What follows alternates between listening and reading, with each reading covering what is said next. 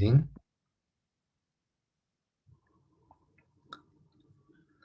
So congratulations, everyone. We made it to chapter 12, and we're covering 19 chapters. So we are nearing the end. Today, we will try to do chapter 12 and 13.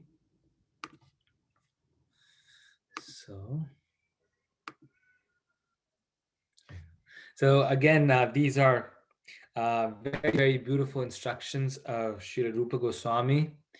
And it always seems like he's already given us the best of everything and the absolute best knowledge, and he still keeps churning it and gives even more and more nectar. So we will try to dive into this nectar today. And before we start this, just one more thing I completely forgot. We should sing the prayers that we say in the beginning.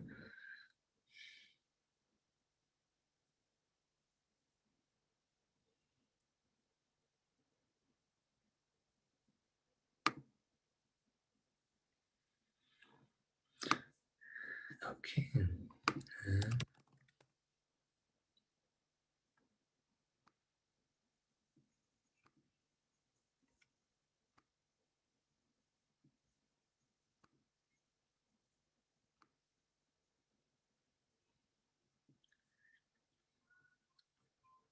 Sorry, I just blanked out here. Wrong place. Okay. Okay.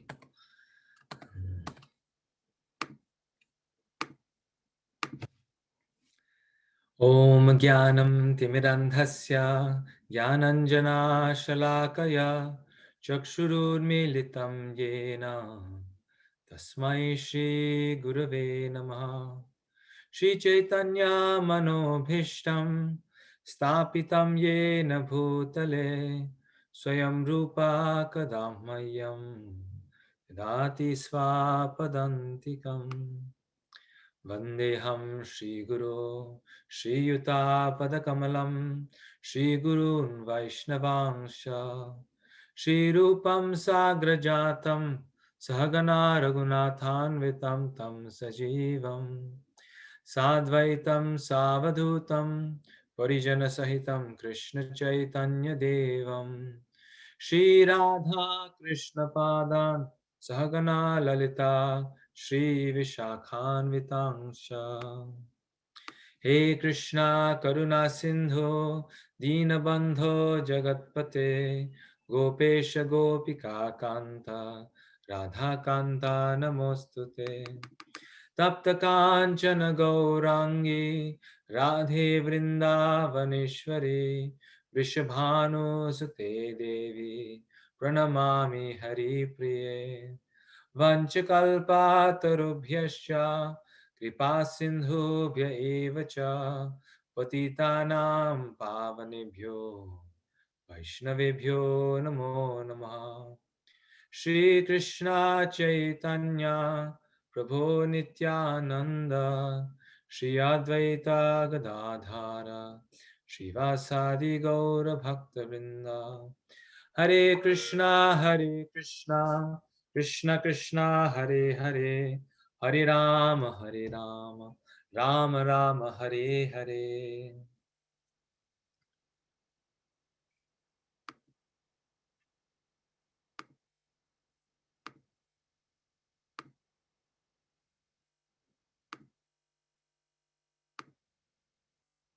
So chapter 12. So in this chapter, we are continuing exactly from where we left off last time. Last time we covered the angas up to items 54. And today we start with 54 to 64. So remember, Rupa Goswami has given us the 64 items of devotional service. So now this is the final home run, as they say. This is the final stretch. But it's interesting that in this final stretch, in these final 10, the Bhakti Rasamrita Sindhu and Srila Prabhupada's Nectar of Devotion spends 3 chapters discussing them. And this chapter discusses all 10, but then the other 2 discuss just the last 5. So we can imagine how important they are. So these are the beautiful part of the nectar of devotion is that they're so practical. The instructions are so valuable and they're so practical. So number 54 is one should regularly hear Srimad Bhagavatam and similar literature.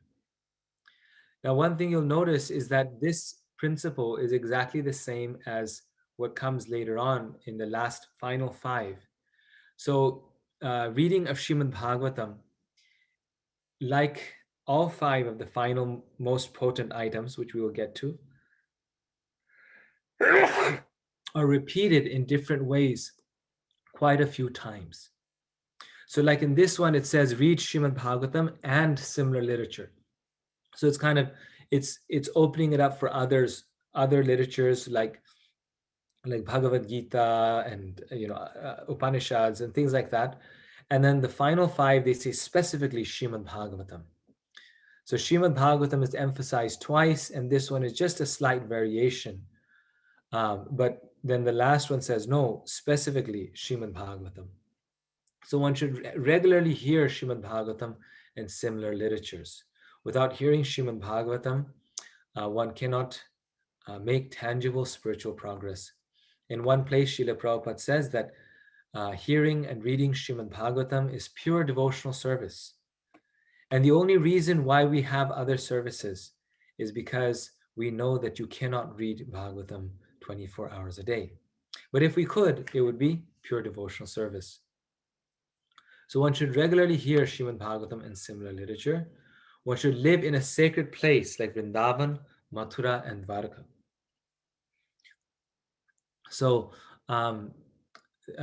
one should reside in a place, one should live in the sacred place like Vrindavan, Mathura, and Dwarka. And we get to this more, so I will not comment more here, but there's a few nice things to comment on this. One should offer service to the Vaishnavas. So, I mean, this is almost verbatim. The final five repeated again here. So here it's saying service to the Vaishnavas, particularly. And association is also very, very important. So association means service, and service means association. Associating with Vaishnavas means serving them. That is the very meaning of association. And then 57, one should arrange one's devotional service according to one's means, that is one's financial position. So some homes we go to and there's very elaborate altar and deity room for Lord Krishna. In other homes, there's very simple arrangement. However, the test is that, or you could say the important part is whether we have arranged that service according to our means. So someone who has a very simple altar and deity worship may be doing better than another person who has a very elaborate, beautiful, altar and worship of the deities. If the first person is doing it according to their means, but the other person is doing it below their means. So our service to the Lord has to be according to the means that we are serving Krishna. We have to do it according to because Krishna is one place. It's written that Krishna does not see how much we are giving. What Krishna sees is how much are we keeping, right? So if we have $1 million and we're giving $1,000, Krishna is seeing how much we're keeping. And if we have $500 and we're giving $400, then Krishna is seeing, well, how much are we keeping? So Krishna is most intelligent. And so according to our means, if we are serving Krishna, he's satisfied. This can also mean in terms of time. If someone is working full time, then Krishna will accept maybe a lighter standard. But someone who has the time and is not performing the service to the best of their ability to the deity, then Krishna may be more strict in his vision of that devotee service, because he sees the means of a devotee. That, okay, what is the position, what is the effort, the intention, and the consciousness of the devotee. The number 58, this is very interesting, very special. In the month of Kartik, one should make arrangements for special services. In the month of Kartik, one should make arrangements for special services. So this is very beautiful here. We see that how all communities, temples in the month of Kartik, which is coming up soon, so this is nice, we're reading this now, they'll sometimes have the Deep Dan, the offering of the lamp, and singing the Damodarastika every day in different people's homes. Or they'll have it in the temple like this every single day. So this is very good. This is supposed to be done. In the month of Kartik, we should make arrangements for special services to Lord Krishna. We may increase our chanting. We may increase our reading. We may decide to wake up every morning for Mangal Arti during this month of Kartik. Something special. One should arrange some special service that one is doing for Krishna during that month. And at a most basic level, Prabhupada said that during that month, we should sing the Damodarastika prayer every single day and offer a lamp to Krishna every single day. So Prabhupada has already set the standard for us that this is the minimum standard. He's given us a very wonderful prayer to sing that month. And just doing that is an effort. You have to take time out. It's a discipline to do that. And then when we do that every day, it has such a powerful effect. By the time the month of Kartik is over, we want to continue singing that song. And we just don't want to stop. We wish that Kartik would continue. So what are these special months? Why are there special months and not so special months? Just like right now, we are in the 4 months of Chaturmasya, which is already auspicious. It's auspicious. But Kartik is the most auspicious. So why Krishna has given these special months? Because these are like hot points, special points, by which those who are eager to advance in Krishna consciousness, they can take advantage of these, you could say, special times of mercy and make spiritual advancement. And that depends upon our desire, how much we want to make, how much advancement we want to make. So that is up to us. So Kartik is like this. It's just like on a stove, right? On the stove, it's in general, it is warm. But then there's special circles where the heat is extremely hot, where the burner is. So through those burners, that heat is coming out stronger and more powerfully. In the same way, these special times, they transmit the heat very powerfully. Another thing is that one is the time, the other is the place. This is the special significance of the Dhamma, which we will read, and we have already read. Why residing in the holy place? Why is it said residing in the holy place? Because the Dhamma is like a hot point. The whole world, anywhere in the world, we can become Krishna conscious. But in the holy place, there's the special heat, the mercy of the Lord that's coming through. And through that mercy, through that heat, we can directly connect with Krishna very, very quickly. So these are channels, easy channels that Krishna has given us to quickly access him. Of course, for the devotee, the instruction of the spiritual master and the instructions of the Lord are the channel. So if the spiritual master says that you go and preach somewhere else, the devotee will not go to the Dhamma and live there, because the most powerful channel is the mercy of the devotee, which also we will see. But the point still remains that Prabhupada told us, the devotees have told us, that every year we should visit the holy places. Every year we should try to go to Vrindavan and Mayapur. Of course, right now the Vaishnavas have told us not to travel so much because of COVID, which is now going away gradually, hopefully. But the point is that under normal circumstances, we are instructed by the devotees and by the spiritual master to go to the holy place and get special mercy. And we get immense mercy in these holy places. So these are hot points. And these times also, like Kartik, should not be wasted. It said that anything performed, any devotional service performed in the month of Kartik has 1,000 times the benefit of that service in a normal month. So what does this mean? It means that if you chant one round in the month of Kartik, that's equivalent to 1,000 rounds in a normal circumstance. So you get a lot of bonus points.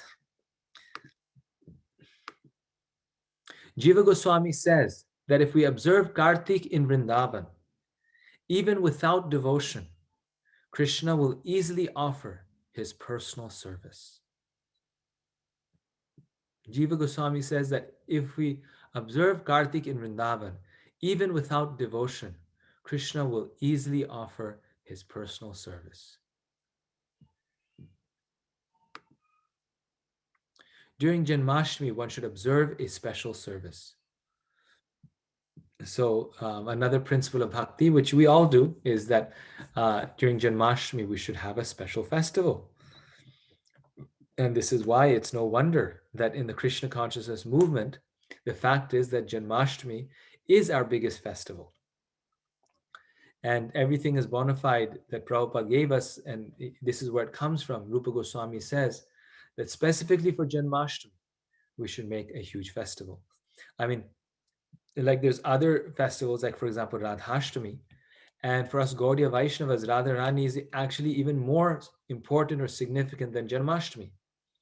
So why we don't make Radhashtami bigger than Janmashtami?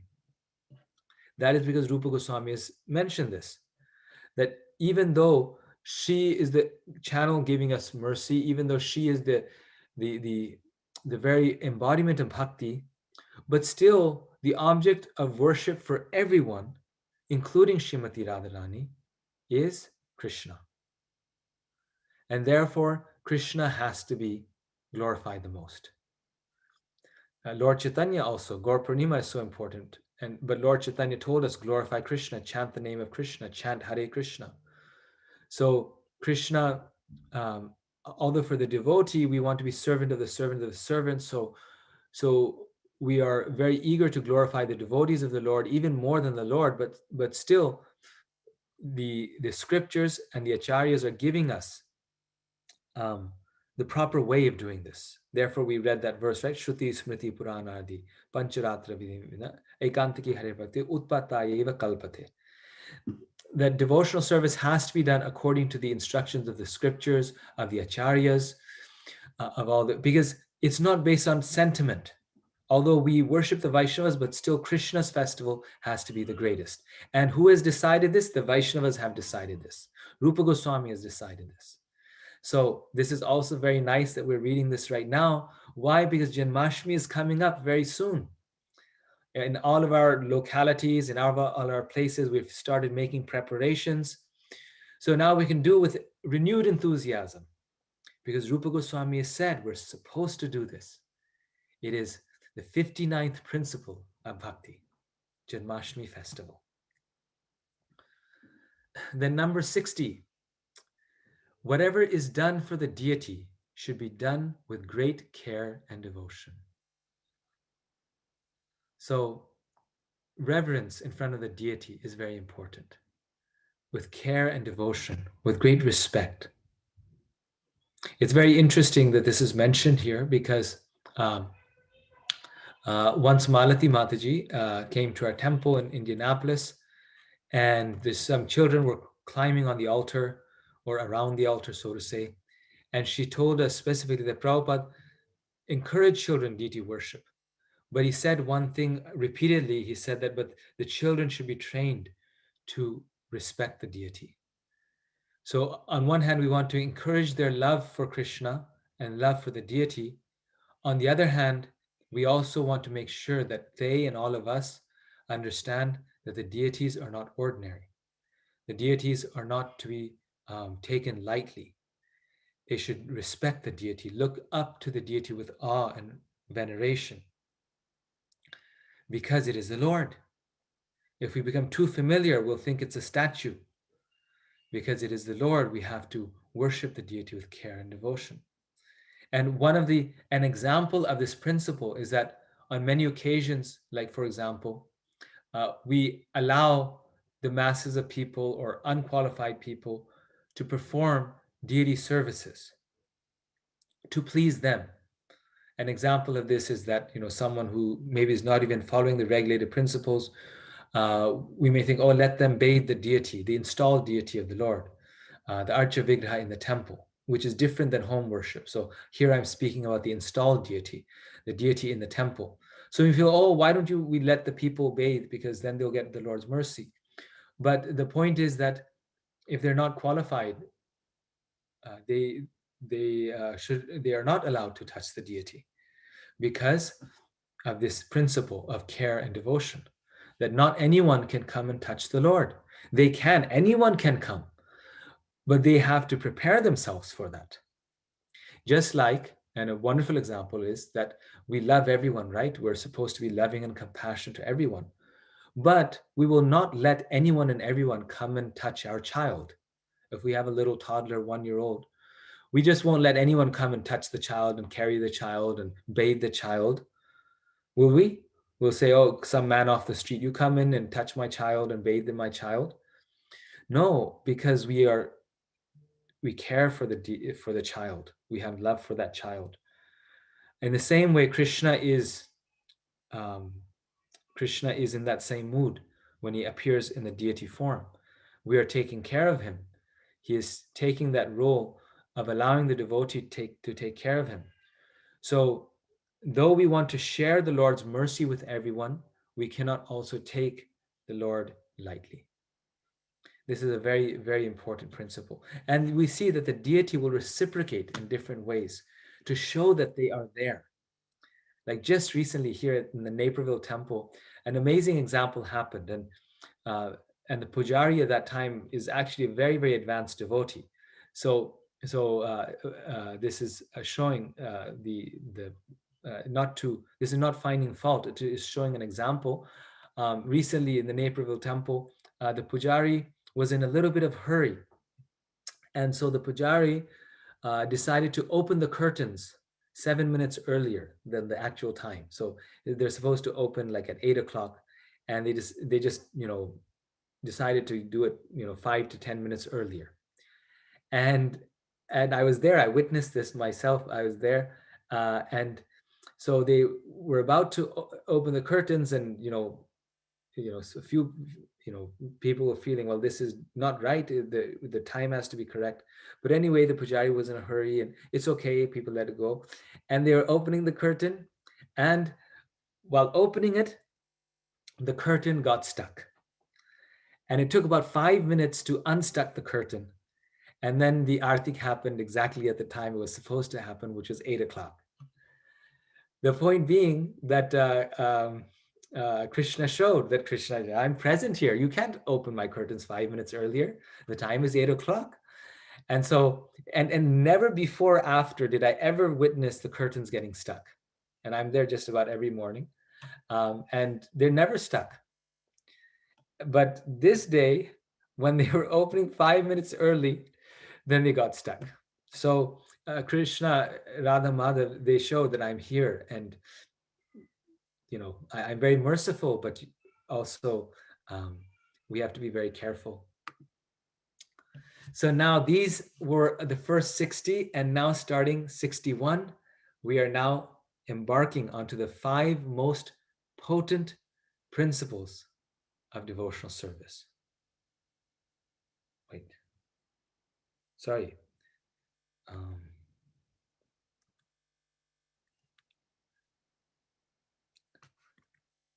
No, I think we already did this number 60, 61, 60. Yeah. So this was the first one, which is worshiping the deity. I apologize. I forgot to count. So this is Krishna here. I'm not sure which Krishna, where this Krishna is. So one of the 5 most potent ways of advancing in devotional service. Again, think of the hot plate. This is the hot plate, is worshiping the deity of the Lord. So, first one here. And these are not mentioned in the order of importance. This is one point to know. 61. One should relish the pleasure of Bhagavatam reading among devotees and not among outsiders.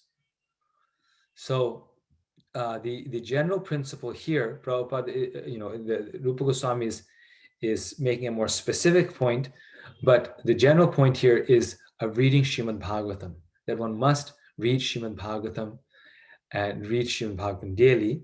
And furthermore, that reading should not be done in an atmosphere that is simply to entertain an audience. It should not be done professionally. This is what Prabhupada explains. It is not meant to be done professionally, either professionally recited or professionally heard. But Bhagavatam should be read and relished every day in the association of devotees. Among those who are who? Those who are, what's the word? The Bhagavatam is for the, Shukadeva Goswami says that, for the connoisseurs of devotion. I remember the English, but not the Sanskrit. Anyway, it'll come to me. So one should read Bhagavatam amongst those who are actually interested in the loving service of the Lord, not simply just as mechanically. One should associate with devotees who are considered more advanced. So one must associate with devotees. Association is the most powerful way to attain the Lord. Association is the greatest benediction that a person can get, advanced association. And here, Srila Prabhupada actually, in this chapter, he says something very amazing. And I'm just going to share the screen with you so you can read it for yourself. Did I lose it? I hope I didn't lose it.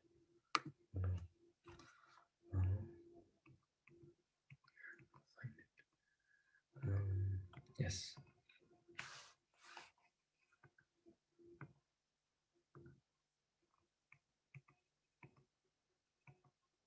Yes. So here in the Nectar devotion, in the chapter 12, Prabhupada writes, he says, as such, the association of pure devotees, this is here, I hope you can see my cursor, is so transcendently valuable that no kind of material happiness can compare to it. So we all love good company. If we find someone really special, really, someone who just uplifts our heart, we just love being around them, right? Well, those of you who have been around pure devotees, many pure devotees we have in our movement, you know that feeling, what it is to be around them.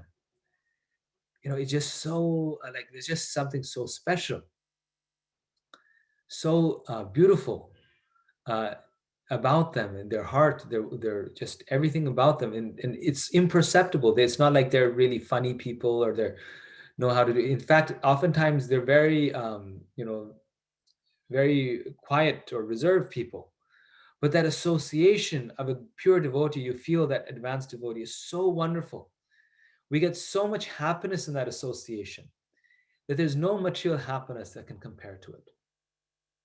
And a nice way to experience this is actually to attend a Vyas Puja of a devotee, like, of a spiritual master or devotee.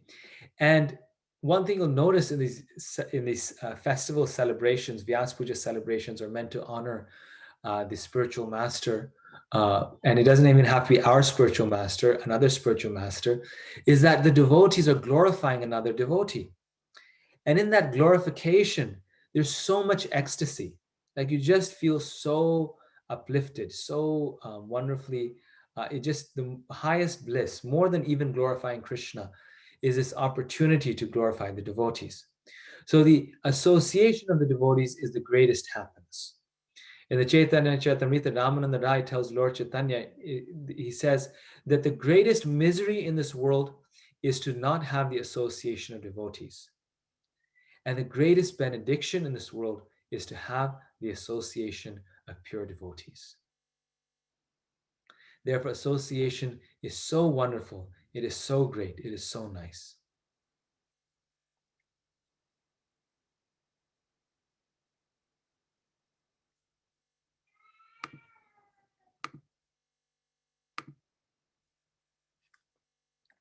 I mean, it was just Srila Prabhupada who due to which thousands of people were just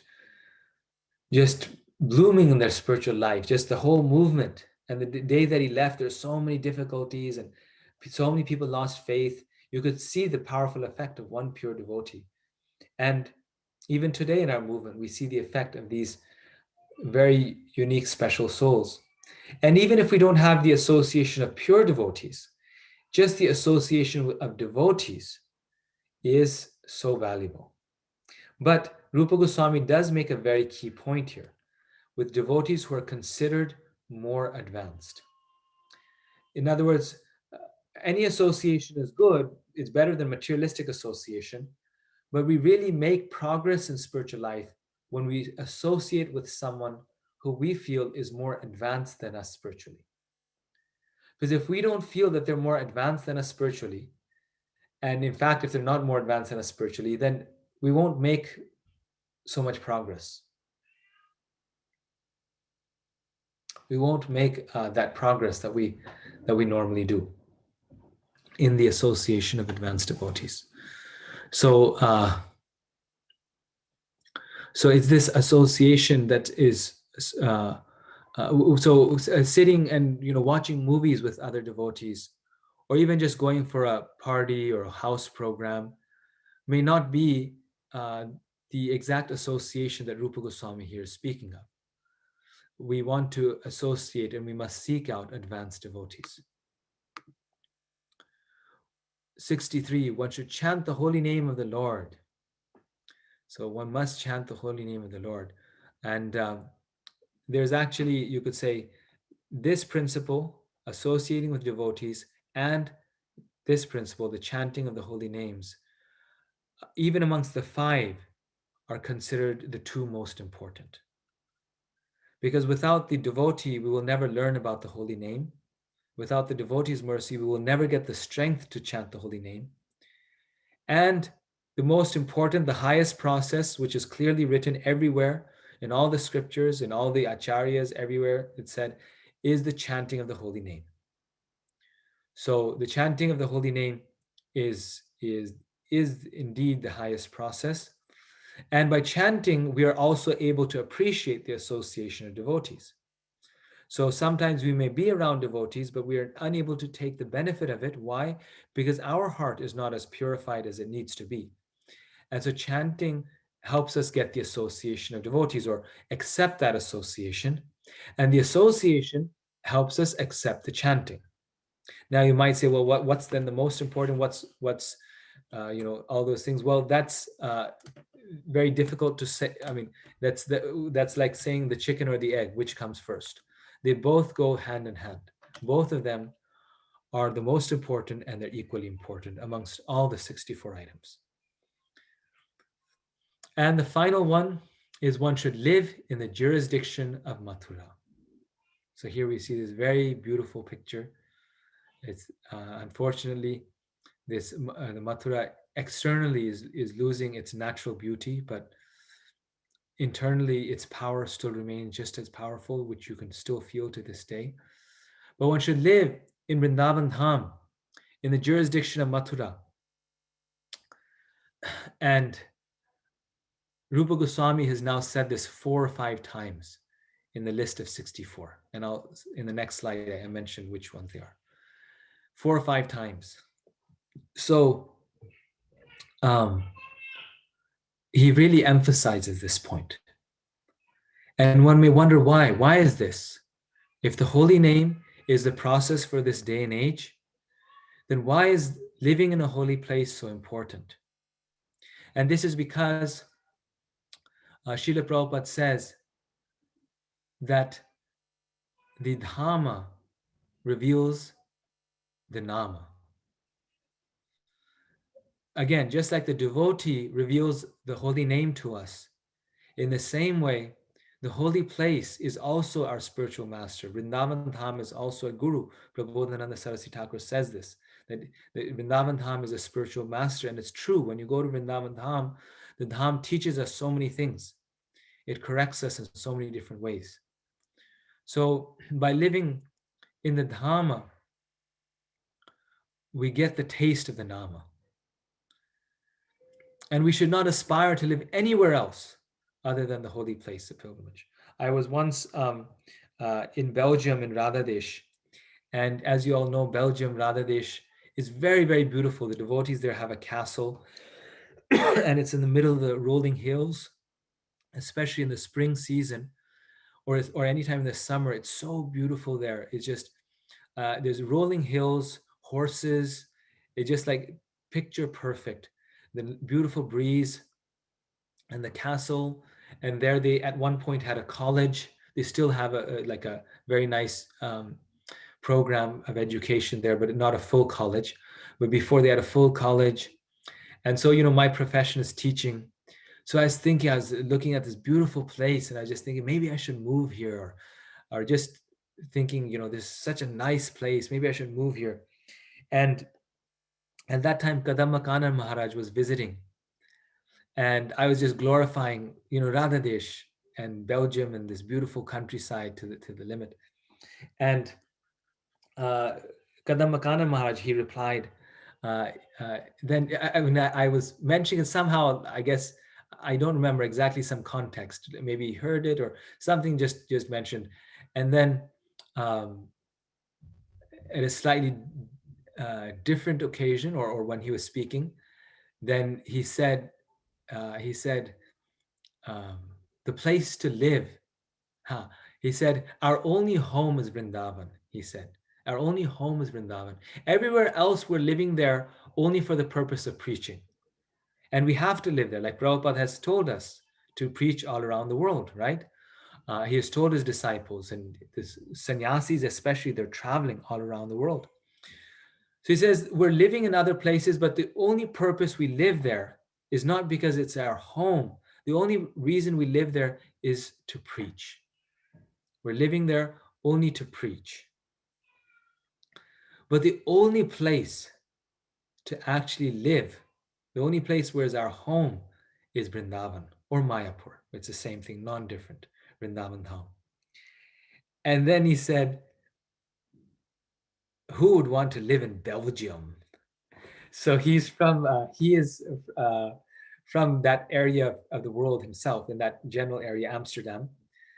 Um, and so he knows it really well, and he knows how beautiful it is. But then he looked at me and he said, who would like to live in Belgium? And all of a sudden, my whole, dazzle about that beautiful place, which is actually, materially speaking, very beautiful. It's like Paris, it's like France, the same. Belgium, France are next to each other. Just so green and so beautiful. All of that just crumbled. Just in 1 minute, he destroyed all the material uh, ignorance there, and made us realize that no, actually, the only place that is worth living is Vrindavan and Mathura, because these are Krishna's places. And these are truly um, places where every stone is a Chintamani jewel. Every cow is a Surabhi cow. Every dust is transcendentally potent. Every stone is full of bliss. So this is actually the place to live. And we should not be attracted to these so-called beautiful material places. So this item has apparently been repeated. Item 7, residing in a sacred place like Dwaraka or Vrindavan. Item 48, going to the temple of Vishnu or a sacred place of pilgrimage. Item 55, one should live in a sacred place like Mathura, Vrindavan, or Dwarka. Item 64, one should live in the jurisdiction of Mathura. So Rupa Goswami could not make this point more clear. 7, 48, 55, 64, all saying the same thing. This repetition shows us its importance. Item 7 refers to visiting holy places. Item 48 refers to a brief visit to any holy place. Item 55 refers exclusively to Mathura and Vrindavan and is the same as item 64. Now, those of us who are uh, like myself in the quagmire of material life with jobs and families, we may be feeling very dejected that, oh my gosh, um, uh, I can never do this. I can never live in Vrindavan or Mathura. Well, one thing is that we can visit.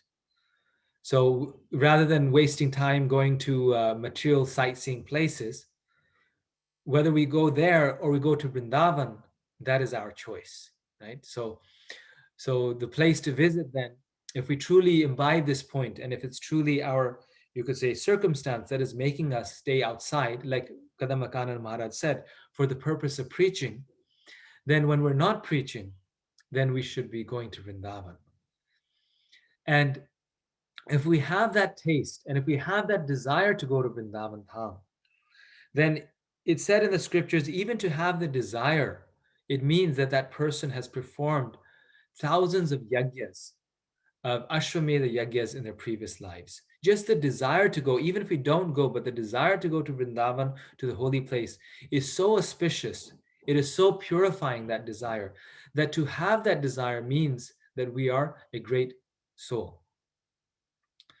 And then the second thing is, which is the most important point, is that for this very reason, Srila Prabhupada has established places of pilgrimage in almost every major city in the world. And that is our temples. This is why the temple has such an importance. This is why it is, because people say, well, I can chant anywhere, I can do Mangalartik anywhere, I can do Kirtan anywhere. So why go to the temple? But the temple of the Lord is a sacred place. Prabhupada said it is a place of pilgrimage. This is item 48. Going to the temple of Vishnu or a sacred place.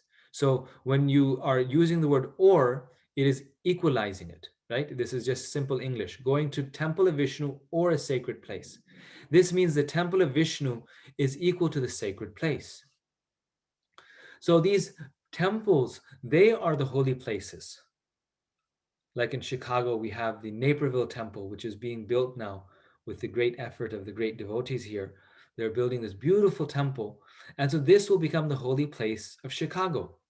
All these millions of people, they cannot go to Mathura Vrindavan, but they can come here and take the mercy of the Lord. So why is this a sacred place? I mean, what's special about those stones rather than other stones? If Krishna is being worshipped in a home, why is the temple more special? The reason it's a sacred place because the devotees have decided that it is. Srila Prabhupada has invested his mercy in that place.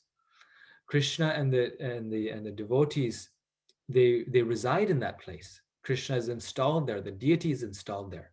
This is why more important than the temple is the deity, because what makes the temple is the deity, is the Lord present there. That's what gives it its significance. So when the devotees are there and when the Lord is there, then they transform that small tract of land into a place of pilgrimage. And it's interesting that when I was traveling with my Guru Maharaj, sometimes then when I was chanting, then, sometimes I was very distracted in my chanting. And every time my Guru Maharaj would say, you go inside the temple room and chant. Go inside the temple room and chant. Go inside the temple room and chant. So I started to understand that it's easier to chant in the temple room than outside the temple room. Why? So like I mentioned, the Dhamma reveals the Nama. So it allows us to access the taste, the mercy of the holy name more easily. It doesn't mean that we cannot do it outside of the Dham, but it just makes it more easy to access the mercy of the Lord.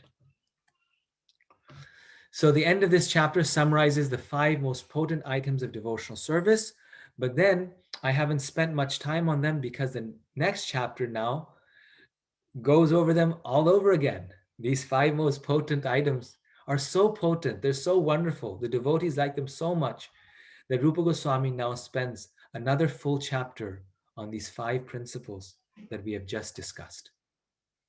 And that's what we'll do now. Today we're going to do, so we did chapter 12. Now I'll go into chapter 13. So I won't take questions right now. We'll do chapter 13 and then we'll have more discussion.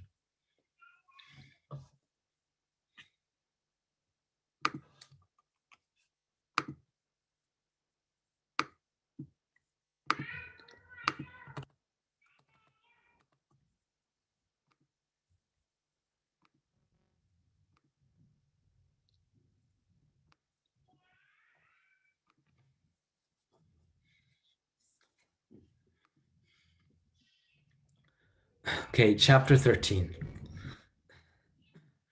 The final 5 items are the most potent, meaning that they are the most effective ways to revive one's dormant love of Godhead, bhava bhakti. The final 5 items are the most potent, meaning that they are the most effective ways to revive one's dormant love of Godhead. One second.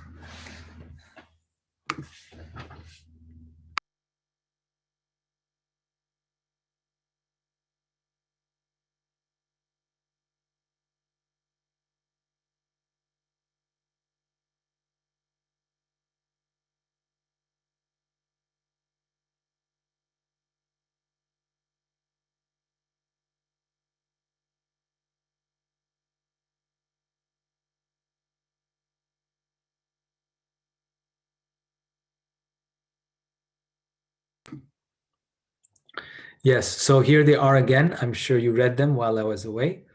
Worshipping the deity with great devotion, hearing Srimad Bhagavatam from advanced devotees, associating with advanced devotees of similar heart, chanting the holy name, living in Mathura. So a nice way to remember these 5, because you're probably trying to think, okay, how do I memorize this for my exam or whatnot, is that there's a little rhyme for this. Nam Dham Diti Devotee Bhagavatam. So that was my way of remembering it. Nam Dham, so Nam, the holy name, Dham, the holy place. Nam Dham, deity, devotee, Bhagavatam. So those 5 words, you can remember these 5 very easily.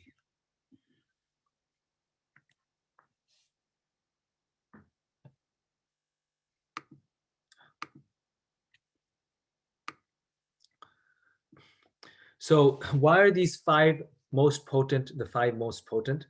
Because sadhana bhakti strives to arouse one's ecstatic love for Krishna, bhava bhakti, lying dormant in the heart. These 5 items evoke that bhava more effectively than any other and are therefore the most potent ways to execute sadhana bhakti. So these 5 items are most effective in evoking spiritual feelings in our heart, transcendental feelings, bhava, the feeling of love for Krishna within our heart.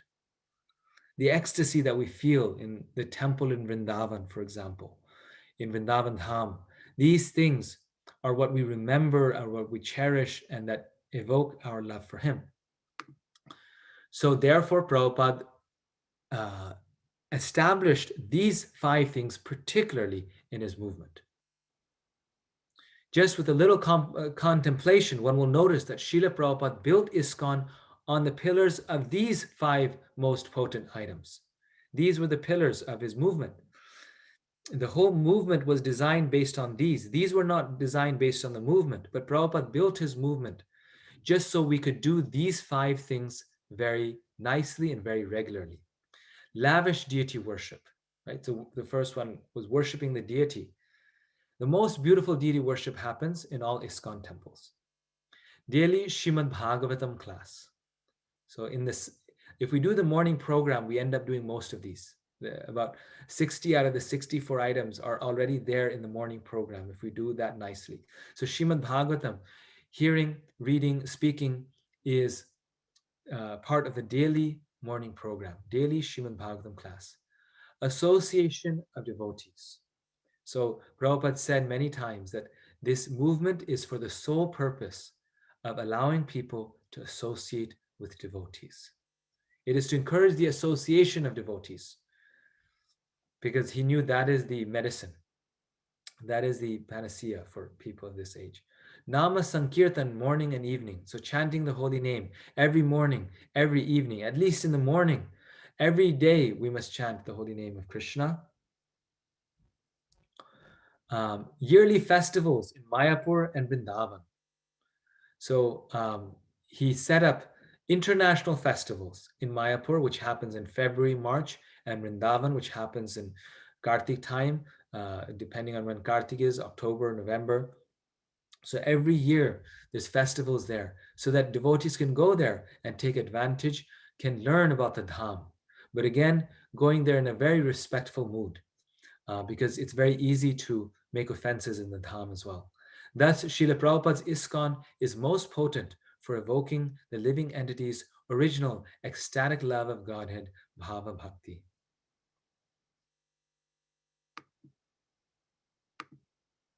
So, regarding the first one now, we're going over them again, but we're going over them again in a very special way. You'll see how it's not actually repetition. These are beautiful quotes that Rupa Goswami is giving us. It's actually a short chapter, this one. Um, Rupa Goswami says, regarding worship of the form of the Lord or deity, Rupa Goswami has written the following verse, which Prabhupada translates for us. My dear friend, if you still have any desire to enjoy the company of your friends within this material world, then don't look upon the form of Krishna, who is standing on the bank of Keshi Ghat, a bathing place in Vrindavan. He is known as Govinda, and his eyes are very enchanting. He is playing upon his flute, and on his head there is a peacock feather, and his whole body is illumined by the moonlight in the sky. Once again, I'll read this. My dear friend, if you still have any desire to enjoy the company of your friends within this material world, then do not look upon the form of Krishna, who is standing on the bank of Keshi Ghat, a bathing place in Vrindavan. He is known as Govinda, and his eyes are very enchanting. He is playing upon his flute, and on his head there is a peacock feather, and his whole body is illumined by the moonlight in the sky. A very famous verse. He says, don't go and see Krishna if you still have hopes with this material world. Because the moment you see Krishna and the beautiful form of Krishna as Govinda playing on his flute, you'll lose all your interest in this world. And this is actually a problem with devotees. It's a fact. I mean, this is not just a sentimental thing. That when devotees become devotees, then it's like the problem is all that ambition, material ambition goes away. And then you think, well, how do I get through the day of my job? This is so meaningless. And regarding the deity, um, uh, at that time, there's a Govindaji who was Rupa Goswami's deity. And so he's speaking of Lord Krishna's Govinda. And today, if you go to Vrindavan and you go in front of Krishna Balaram, Radha Shama Sundar, then you'll have a similar feeling. And you'll see actually that this verse is true. Even for stone-hearted persons, it is true that when we see those forms of Krishna, then they're so beautiful that we actually forget everything else. Like at that time, at least for at least momentary before Maya comes over us, you actually forget everything else. They're so Srimati Radharani there in Vrindavan is so beautiful. I think many of you can attest to this. That you're just like, I mean, there's nothing in the world that could be more beautiful than this. And therefore, this must be God. I mean, there's just nothing more beautiful. One time, Bhurijan Prabhu, who lives mainly most of the time in Vrindavan, he was asked the question by one devotee. The question he was asked was, um, which deities do you think are the most beautiful in the world? He had traveled many, many places. He's now an old man. He's done his whole life he served the devotees.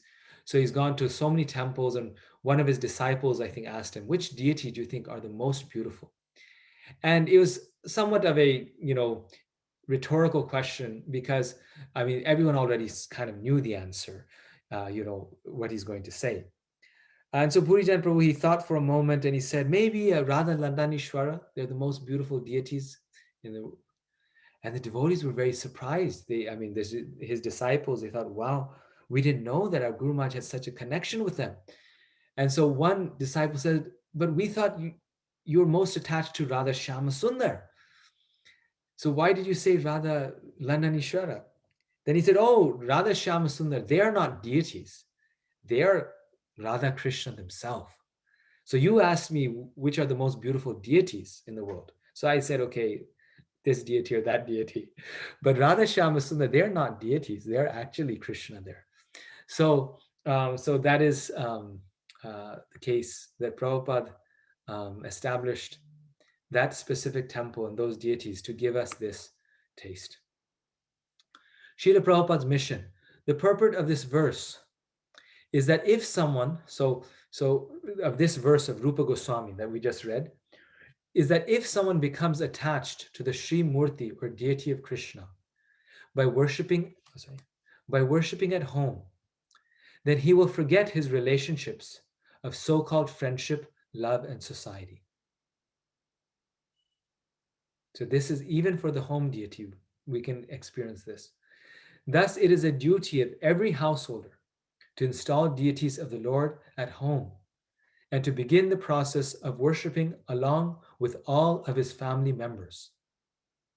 This will save everyone from such unwanted activities as going to clubs, cinemas, and dancing parties, and smoking, drinking, etc. All such nonsense will be forgotten if one stresses the worship of the deities at home. Very amazing verse, paragraph here. Yeah, Prabhupada's words are like verses also, right? So a very amazing paragraph. And most of the people on the call, we are householders. So I'll read it one more time. The purport of this verse is that if someone becomes attached to the Srimurti or deity of Krishna by worshipping at home, then he will forget his relationships of so-called friendship, love, and society. Thus, it is the duty of every householder to install deities of the Lord at home and to begin the process of worshipping along with all of his family members. This will save everyone from such unwanted activities as going to clubs, cinemas, and dancing parties, and smoking and drinking, etc. All such nonsense will be forgotten if one stresses the worship of the deities at home. See, so this is why the worship of the deity is very important for the purification of the heart and for evoking love of God. Because someone may say that, well, if chanting is everything, then why do we need to worship the deity? We need to worship the deity, Prabhupada says, to get the taste of spiritual form so we lose the taste of material form. We need to worship the deity to stop the activities of going to clubs, cinemas, movie theaters, dancing parties, smoking, drinking, etc. This is why. So if we are struggling with these things, it's even more of a reason to start the worship of the deity. And of course, we have to be qualified, but so we make ourselves qualified, we start worshiping the deity, and then we will avoid these habits. And these days, oftentimes there's sort of you could say a kind of a mood in our movement that, well, we should not really have deities because we're not qualified, or we should not do the. But here Prabhupada is saying Shri Murti or deity of Krishna. So the home standard of worship is different. And we are encouraged to have deities of Radha and Krishna. He's saying deity of Krishna. He says Krishna here. If we're not ready, we should have deities of Gaurnitai at least. We should have deities of Gaurnitai that we can worship and dress and bathe very nicely. And we should be enthusiastic to do this. And the one exception for this is if we have a temple next to our home or near our home, then we can make the temple deities our own deities. So then the whole family can get involved in serving the deity at the temple in different ways, making flower garlands, artik, if we have Brahman initiation, or singing in front of the deities. That is also deity worship, chanting in front of the deities. So our life can revolve around the deities in the temple. And Prabhupada then says that the temple deities become our home deities. So the temple deities become our home deities.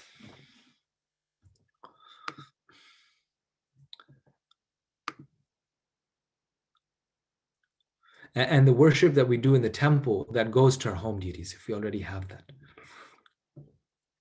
So the next one is Srimad Bhagavatam. Further expansion on the Bhagavatam point. Again, Rupa Goswami writes a very beautiful verse, just like for the previous one. Rupa Goswami further writes, "My dear foolish friend, I think that you have already heard some of the auspicious Srimad Bhagavatam, which decries seeking the results of fruitive activities, economic development, and liberation. I think that now it is certain that gradually the verses of the 10th canto of Srimad Bhagavatam, describing the pastimes of the Lord, will enter your ears and go into your heart." So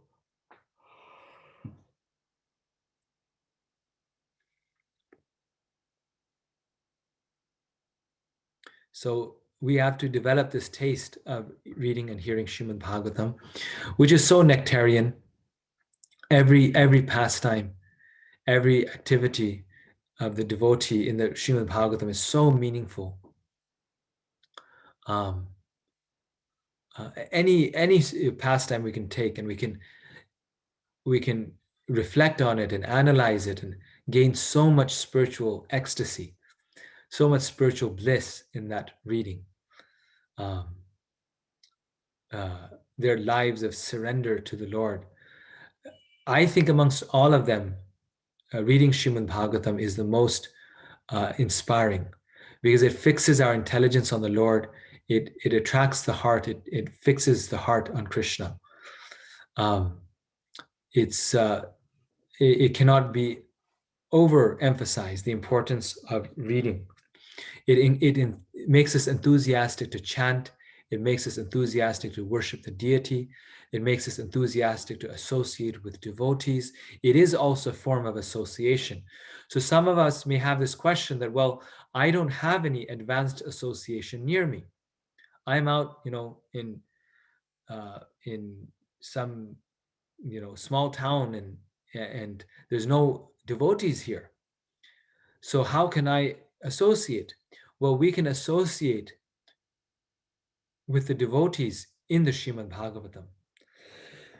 And even if we have devotee association, we need to take the association of the great saints in the Srimad Bhagavatam by hearing from them, reading about them, that association, because we need that advanced association. We may have association, but it may not be of that quality, like Narad Muni, like Dhruva Maharaj, like Prahlad Maharaj, like Bali Maharaj.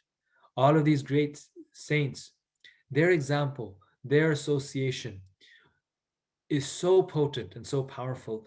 And when we read Srimad Bhagavatam, we are directly associating with these great personalities.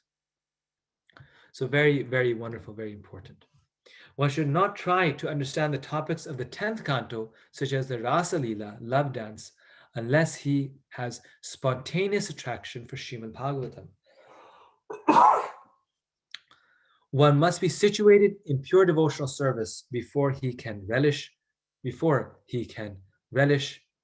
Srimad Bhagavatam as it is.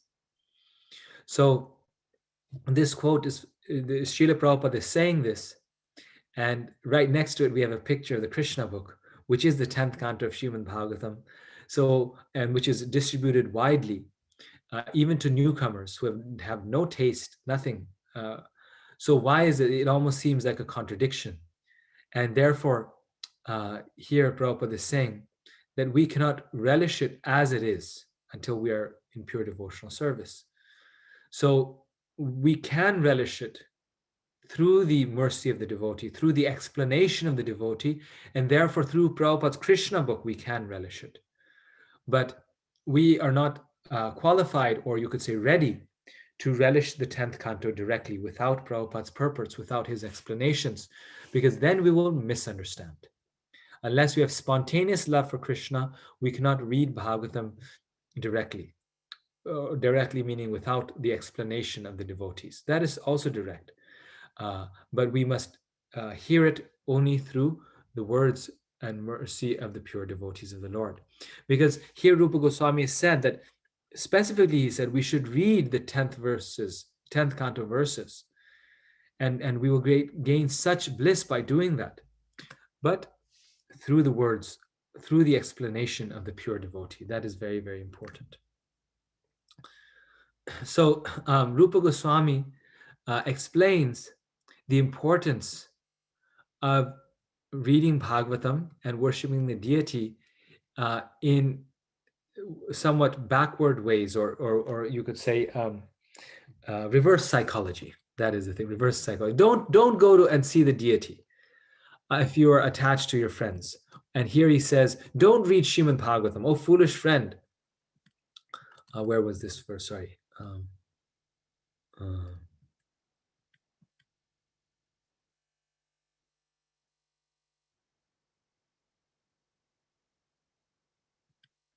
anyway, I lost that.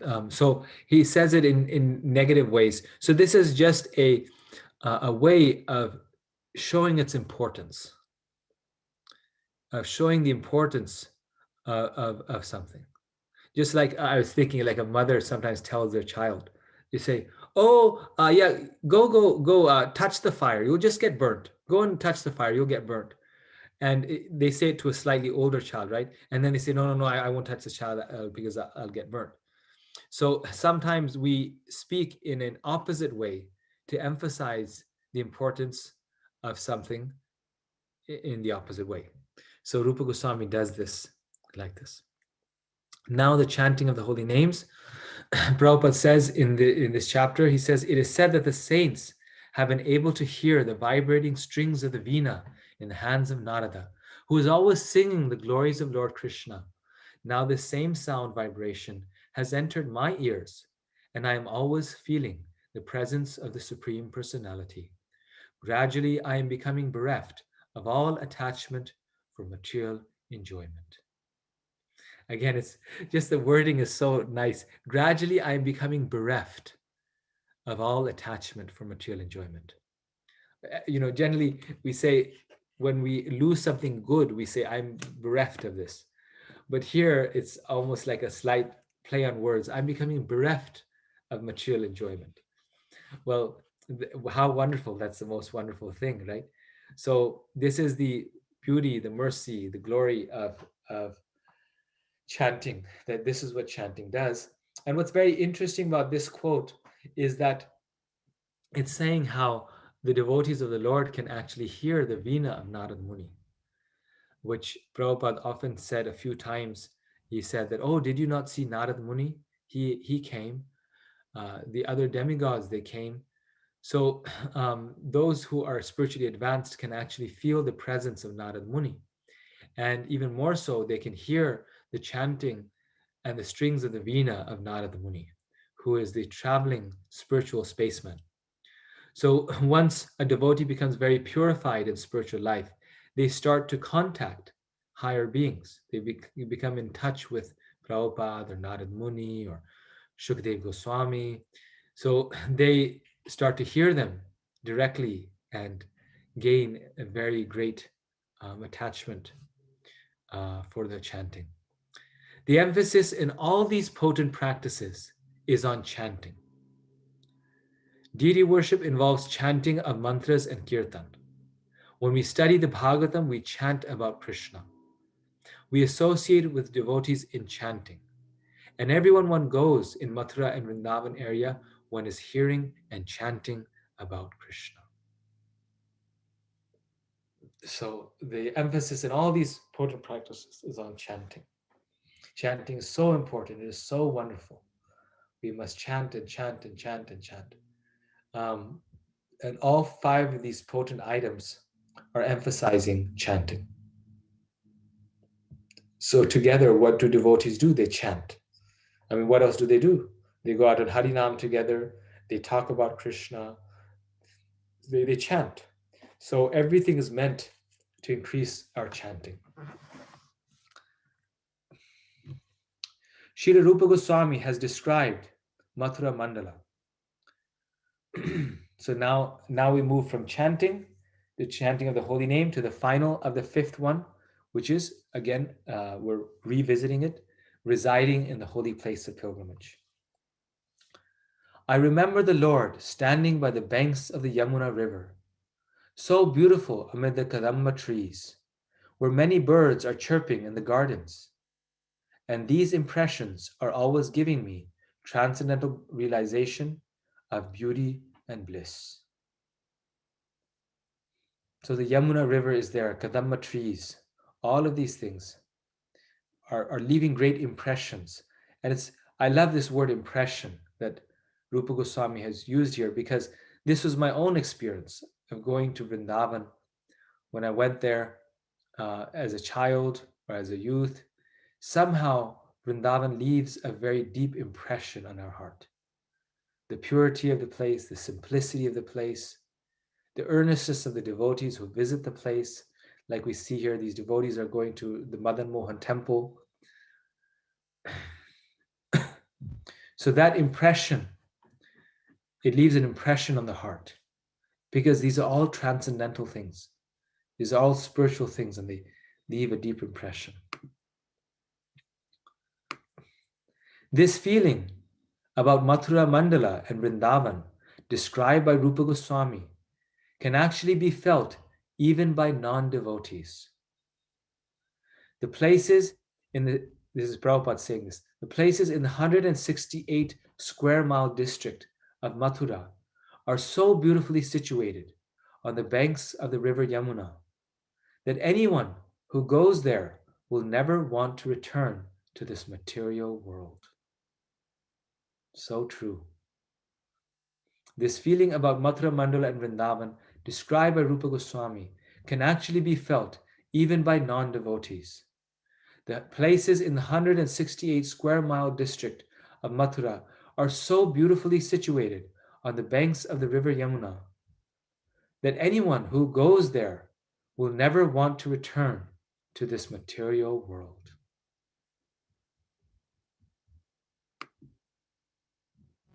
Simply by remembering the Dhamma, one can be attracted to Krishna. What to speak of living there? So this was the point I was mentioning to you before, that even if we're unable to go, if we just remember the Dhamma, if we meditate on it, we remember it, we read about it, we chant about it, that is able to attract Krishna.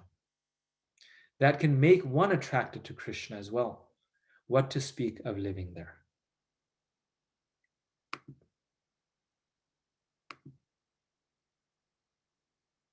The great attraction to Krishna that is described is the result of association with great devotees.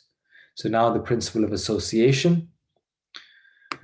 In these statements about devotional service, sometimes it may appear that the results have been overestimated, but actually there is no overestimation.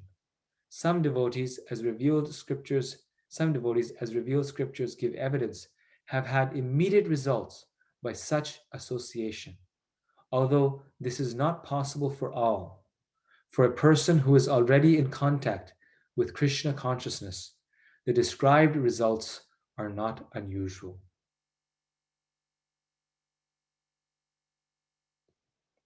So now that we read all this, one may feel, okay, maybe these are very nice, but I've done some chanting and I've gone to the Dham, and maybe they're not so powerful. Maybe they're not so potent.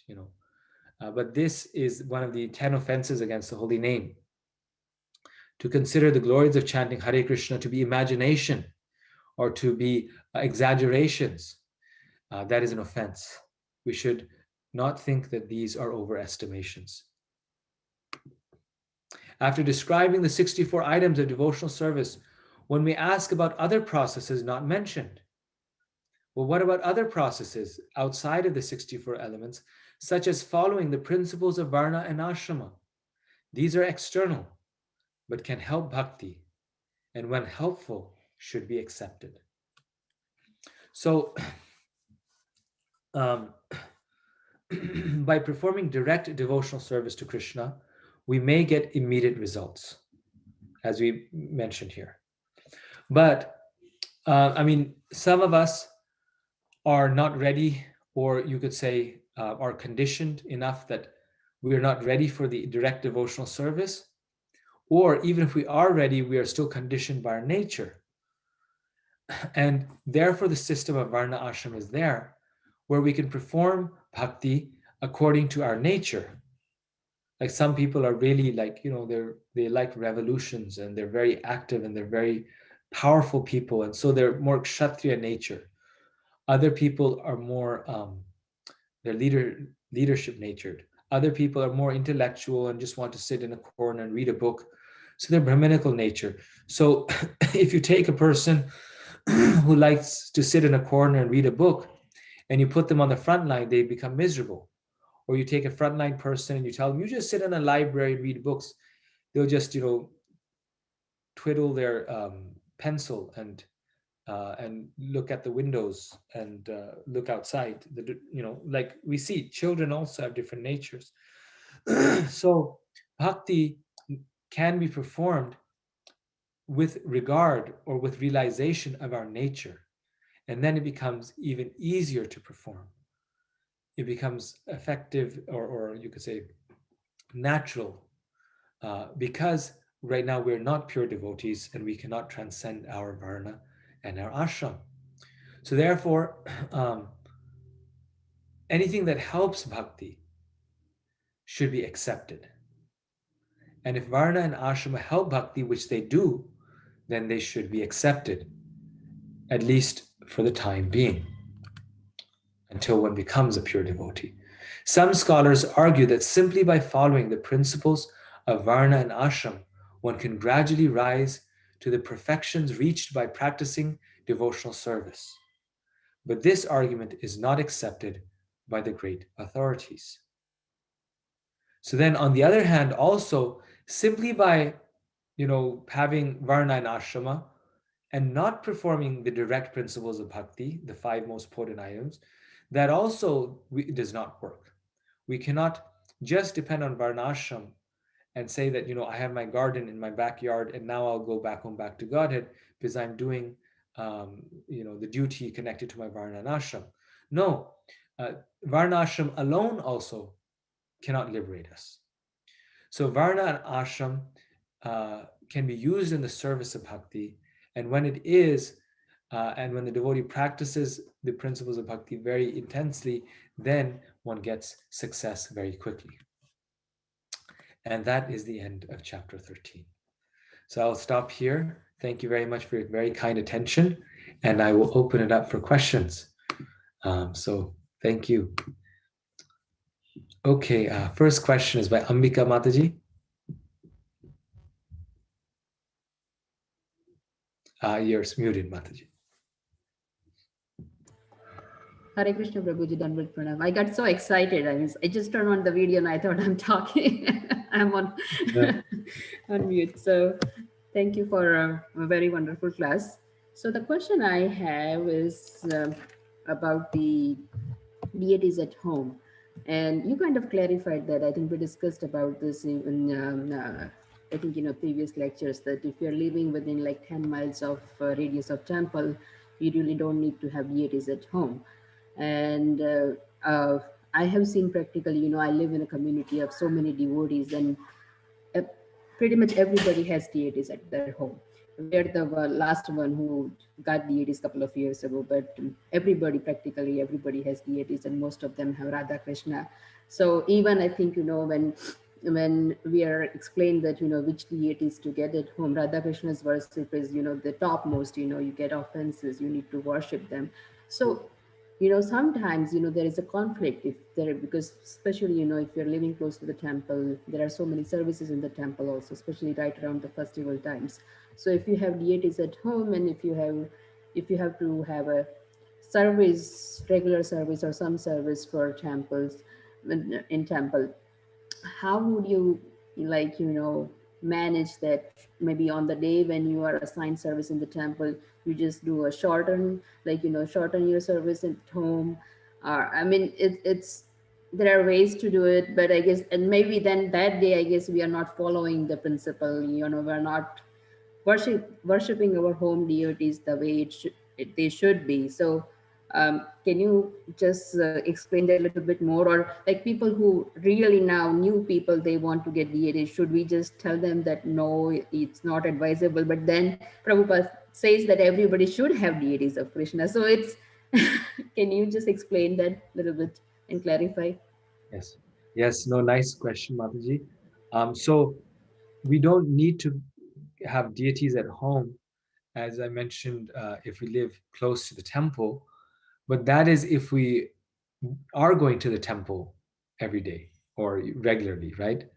So even if we're living close to the temple, but for any reason or for whatever reason we're not going to the temple, then we should have deities because that helps our mourning for the family, especially for the children. It helps them make that connection with the Lord. Very, very nice to have that. So more than, I mean, generally the people are close do go. That's why we mentioned distance. But really, the distance is not the factor. The factor is where are we serving? So if we're going to Mangalartik every morning and worshiping the deity in the temple, then it doesn't make sense to have deities at home. Or it may make sense, but the point is we don't have to have deities at home. So like I have deities at home. I also go to the temple. We want to keep the deities and also go to the temple so that both things can happen. Now, as far as um, the service then the home worship service may reduce. It cannot be completely removed because we have deities. I mean, as long as they're deities and they're with us, we have to serve them to some degree, but it becomes reduced. Reduced means that um, you know, if we are going to Mangalarti, so it's not that just automatically the temple service gets transferred to our deities. And, we have a free no, the service that we do at the temple. Let's say if we're doing Mangalarti Seva and we're actually offering Arti to the deities there, then that service gets transferred to our deities at home. But if we don't do it, or even if let's say we're singing Mangalarti there, that worship gets transferred. But if we don't do it, if we're not there for Mangalarti, and we're sleeping at home, then the Mangalarti there does not get transferred over to our deities.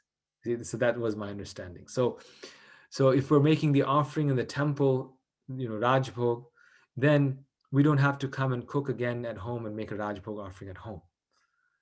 Because that offering that we're giving to Krishna there, Prabhupada, the idea is that it's being offered to our deities.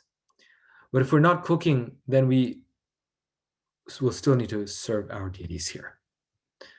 So it just like, for example, when you have Shaligram Shila and you have deities, then they say if you worship the Shaligram Shila, then that same service gets offered to your deities. Well, the same thing is with the temple deities and home deities. It's just that the service is being offered to all the deities because we're doing the service.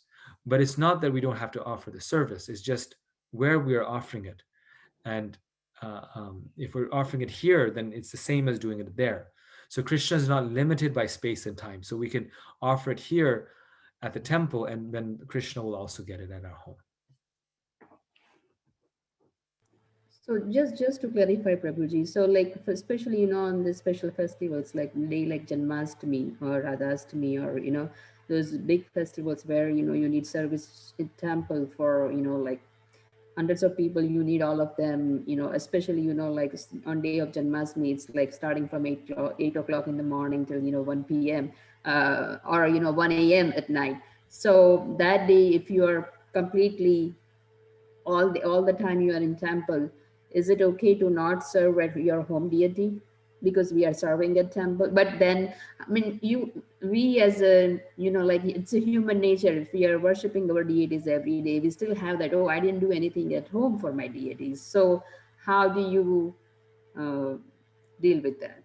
Yes, and see that's why just like you said, that is uh, dependent somewhat on relationship, and that's why there's no real black and white answer for that.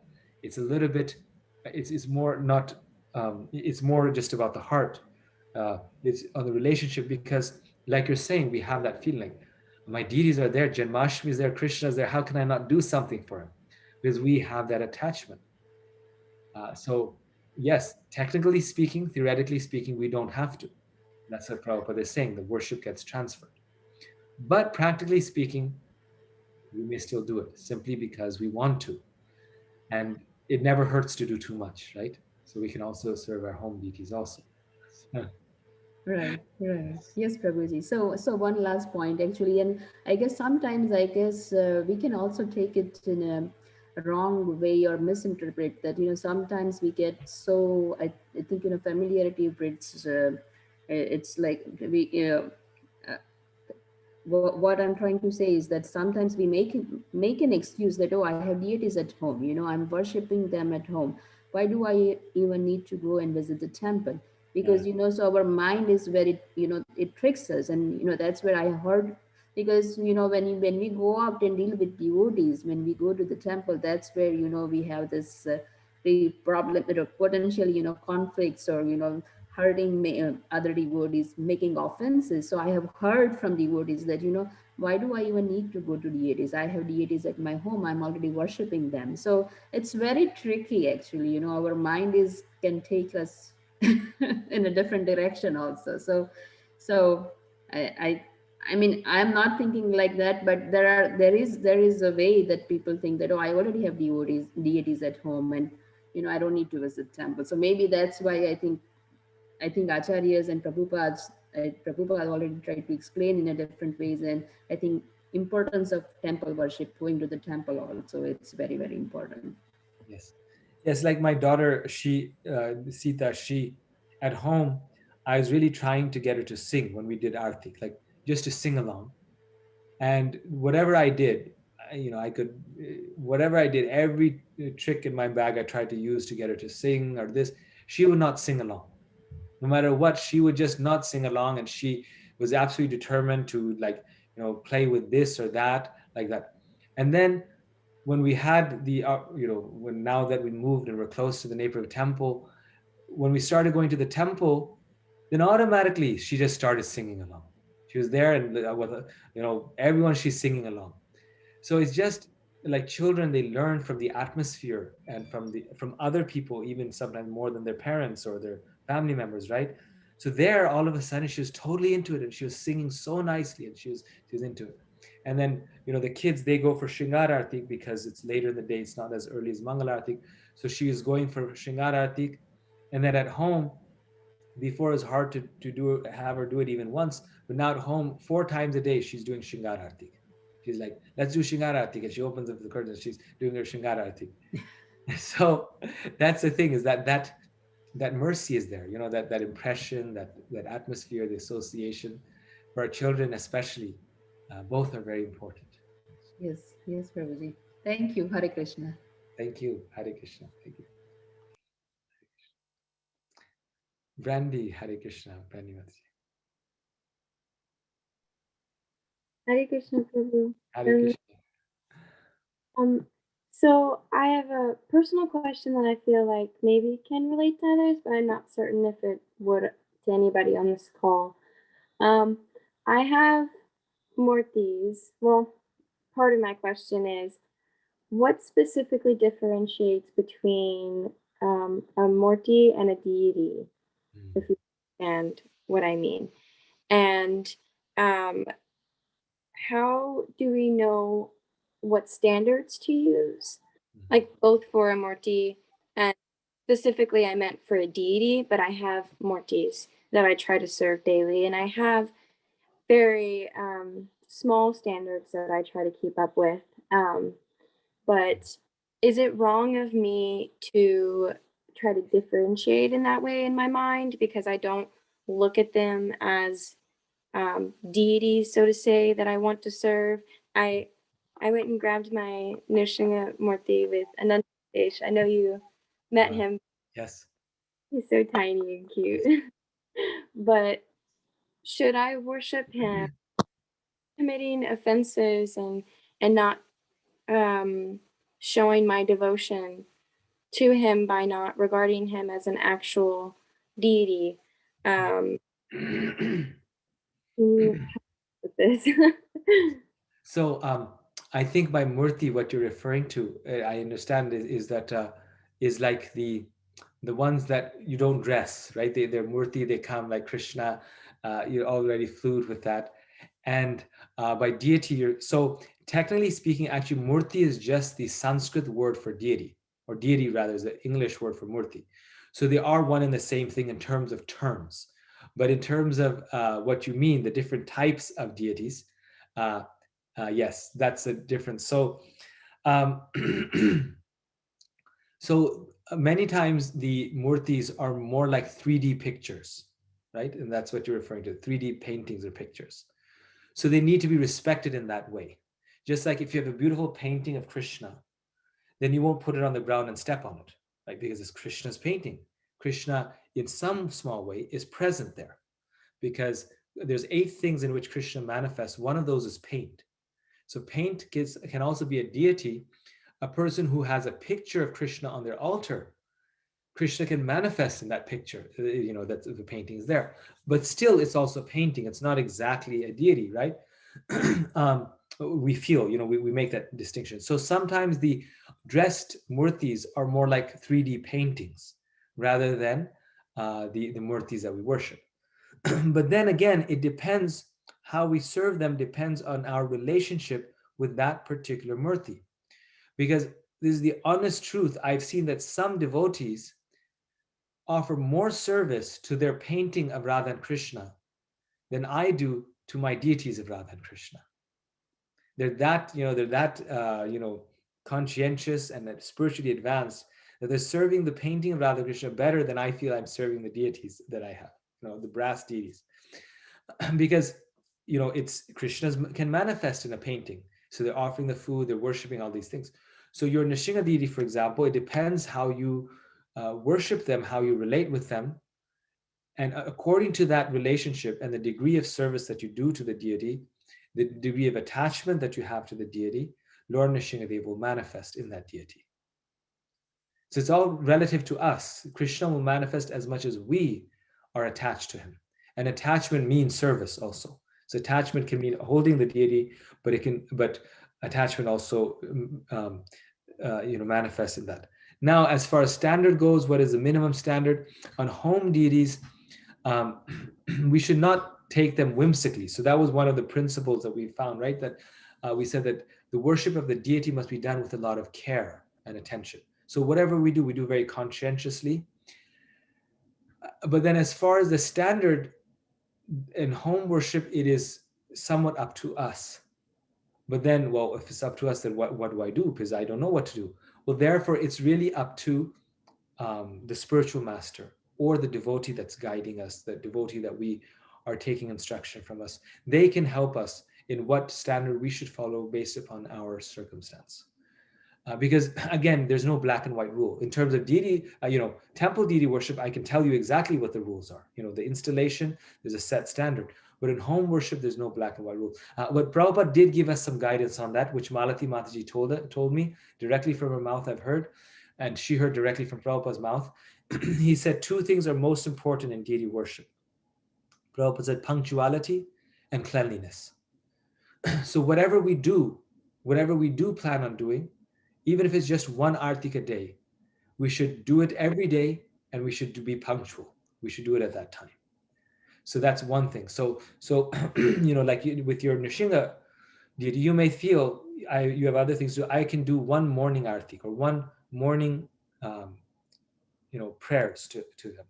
So then you have a time, and that's important because that's precisely what deity worship teaches us, which is punctuality, a schedule, regulation, which is very good for spiritual life and worshiping the Lord in that regulation. So you do that 1 artik, even if it's 2 minutes and only once a day, but you're doing it every single day at the same time. And the second thing is cleanliness. So the deity, if we're holding it, we make sure our hands are clean. If we place it somewhere, we are sure that that place is clean. It's our sacred space, which I know you're very good at doing. So you have your sacred space and you have your sacred time. These 2 things are very important. And then she said that if we have Radha Krishna at home, there should be 1 full artik. So 1 artik a day should be there. And then whatever food we cook, we should offer it to the deity and then bathe and dress the deity at least once a week. So it's pretty, although there's no set thing, but there's a general guidance that Prabhupada gave us. One full artik a day. You know, Krishna always eats everything before we do. So, maybe 2 or 3 offerings a day of food. So that is very important for the consciousness, because then we remember, oh, Krishna is the enjoyer. Because any fruit I get, I first offer it to Krishna. That, and then the third thing is, dressing, decorating the deity. Prabhupada said we can do it as much as 3 times a day, because it's such a nice meditation. But at least the point is once a week. Thank you. I've heard in conversation different devotees tell me that they may not do things at a certain time.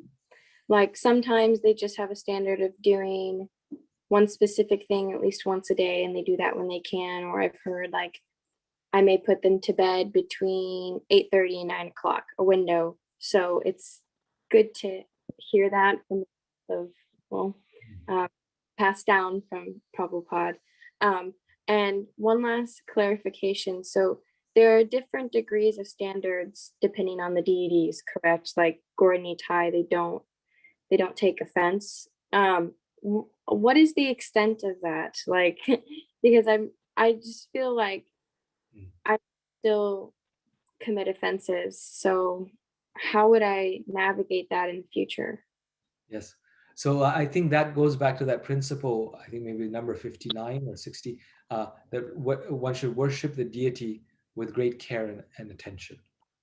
So they don't take offense for anything that we do um, unknowingly, or our imperfections, our shortcomings.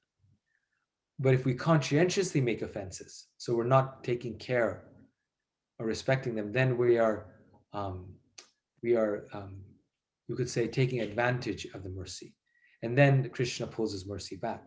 They just like they say to sin on the strength of the holy name. So that's kind of to do it on purpose, knowing the mercy of the Lord, right? So taking advantage of the mercy rather than appreciating the mercy of the Lord. So basically, what Gauranitai worship means is that if we are sincerely taking care of them, they won't take any offense if we have mistakes. But Radha Krishna worship is that, well, even if we are sincerely taking care, but we also have to push ourselves to a certain standard, because that's expected of us. So it's kind of a little different mood. Okay, thank you so much. Sometimes I struggle with taking initiative myself without being directed clearly. So this has given me motivation for my service. Thank you. Thank you. Hare Krishna. Yes. Pushpanjali Mataji. Hare Krishna Prabhuji, Dandat Pranam. Thank you so much for the class. My question is about living in the Dham. I understood what Rupa Goswami is trying to say, but I was remembering the example of Bhakti Tirtha Swami Maharaj. At the time, I mean, like because of his health, he knew that he was going to pass away kind of sooner. So, I mean, he particularly made a point to stay in Gita Nagari, and he emphasized that Srila Prabhupada had said that this is also New Vrindavan, like it is also Vrindavan. So he purposely wanted to leave his body in Gita Nagari to emphasize that Prabhupada has established this also as a dham. So how do we understand? Because whatever Prabhupada has established, those places are also like dhams. So, how do we see that in the context of what Rupa Goswami is saying? Yes, Mataji, that's why I mentioned that the temples are the holy places that the devotees have set up in different places so that everyone can get the chance to associate with the Dham. So the Dham's mercy can come through. At the same time, there's a difference of intensity. Like one will find still more, intense, generally speaking, effects of the Dham when one goes to Vrindavan Dham and, really, surrounded by millions of devotees there or something like that. But now there's a third category that you brought up, and thank you for reminding me. And those are of actual like dhams that Prabhupada established, in addition to the temples, which is New Vrindavan, and which he also said Gita Nagari, non different than New Vrindavan, which also have the you could say the Krishna in Vrindavan aspect to them, where it also has the farm, the forest, the Vrindavan aspect to it. That is what the gopis, they wanted Krishna not in Kurukshetra but in Vrindavan. So so there's different types of holy places also, and these are you could say even more spiritually surcharged with the mood of Vrindavan, because of the mood of the place and because of the devotees and the mercy of Prabhupada there. So, so when one goes to Vrindavan Dham, like we're so much encouraged to go, but when one goes to Vrindavan Dham, one has to be very careful because it's the Lord's Dham, right? So we get a lot of mercy, but also on the flip side, if we offend the Dham, or we offend, or we make offenses there, then we also get reactions there, very strong reaction. So, so Prabhupada, knowing that the India Vrindavan is eloping, it's hiding from the surface. So you go there, you don't see any forest. Vrindavan means forest, Vrindavana, the forest of, but you just see buildings and concrete. And understanding that our conditioned nature, that we cannot see under that, we cannot see below the concrete, so to say, the actual Dham. Prabhupada established New Vrindavan, and even in Europe, different places like that, which are going to reveal us that Dham which now we're not able to see at this point in time. So those are kind of more places of pilgrimage. So there's also different levels of places of pilgrimage. There's also different types of places of pilgrimage. So New Vrindavan is non-different than Vrindavan Dham. Prabhupada said many times. Gita Nagari also. These places are especially, they have Prabhupada's mercy there. And so yes, if we can't go to India, we can go to New Vrindavan. It's a fact. And live Thank you. in Yeah, that makes sense, Prabhuji. Thank you so much. Thank you. Hare Krishna. Sirsha Mataji?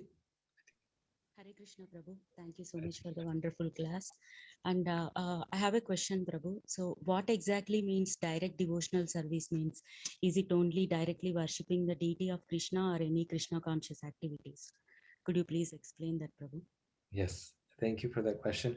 So when we perform the rules and regulations of Varnashram, we are pleasing the Lord. When, for example, Varnashram is they offer water to the sun, and the principles of Varna Ashram given in the Vedas, that is pleasing the Lord, because Varna Ashram is Krishna's system, as he says in the Gita, and one makes gradual advancement by being part of this Varna Ashram system.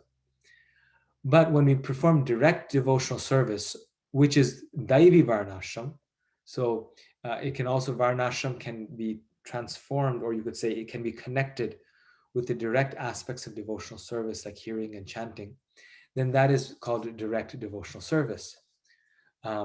So by this is what I was meaning by indirect and indirect, that just performing, like, if someone's a good mother, they're performing one of the functions of Varna Ashram, of being a good mother. And that is helping them advance spiritually, especially if they're taking care of a devotee. But one also has to chant his 16 rounds, her 16 rounds, because those are the regulated principles of direct devotional service. So Varna Ashram by itself, Rupa Goswami is saying, cannot take us back to Krishna, because it's not direct. But Varna Ashram steeped in bhakti, that combination is very powerful, and that can take us closer to Krishna. And once we're a pure devotee, then we don't need Varnashram. We're just acting out of spontaneous love for Krishna. But until that point, Varnashram helps us. But that Varnashram has to be steeped in bhakti.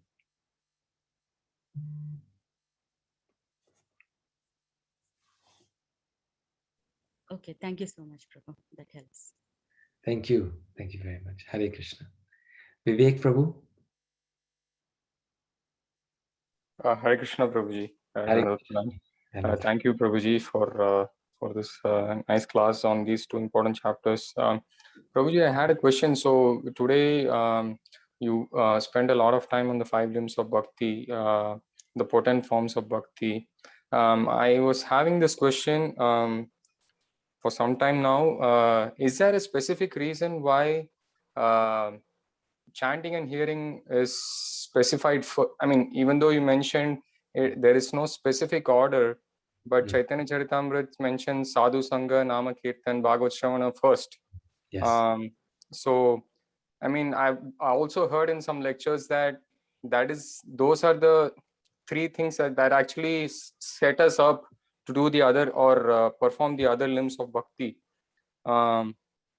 Because if we don't have, like you said, proper means of performing other activities, we also hear that we see the deities, we don't see the deities as Krishna or any other form of Krishna anymore, because we don't have that realization of seeing Krishna and the deities. That comes by, like you said, by associating with devotees, by hearing them. So can you throw some light on this, Prabhuji? Because or is there any specific reason? Because even Prahlad Maharaj says the same thing. He says Shravanam Kirtanam first. He doesn't say Archanam first. Yes. Yes. So as I was mentioning, see, these principles, the 5 most potent principles, these have been mentioned multiple times in different ways in the 64 items, you see. So that's why, if I'm understanding your question correctly, that's why Rupa Goswami, I think, did not, be concerned so much to mention it in the order of importance, because he's already mentioned them so many times. And but he is emphasizing these principles, and that's why he keeps mentioning them in other places, in these places. So I guess that's a good question for Rupa Goswami, why he designed the book in the way that he did. But it's very clear from what he's written, from the commentaries of the Acharyas, from Srila Prabhupada, that these are the 5 most important. And the most important, like you said, Sadhu Sangha, Nama Kirtan, these are the 2 most important. And then we have the 5 most important, my 5 most potent, and then we have the 3 most important in the beginning. He does do that in order, which is surrendering to the spiritual master.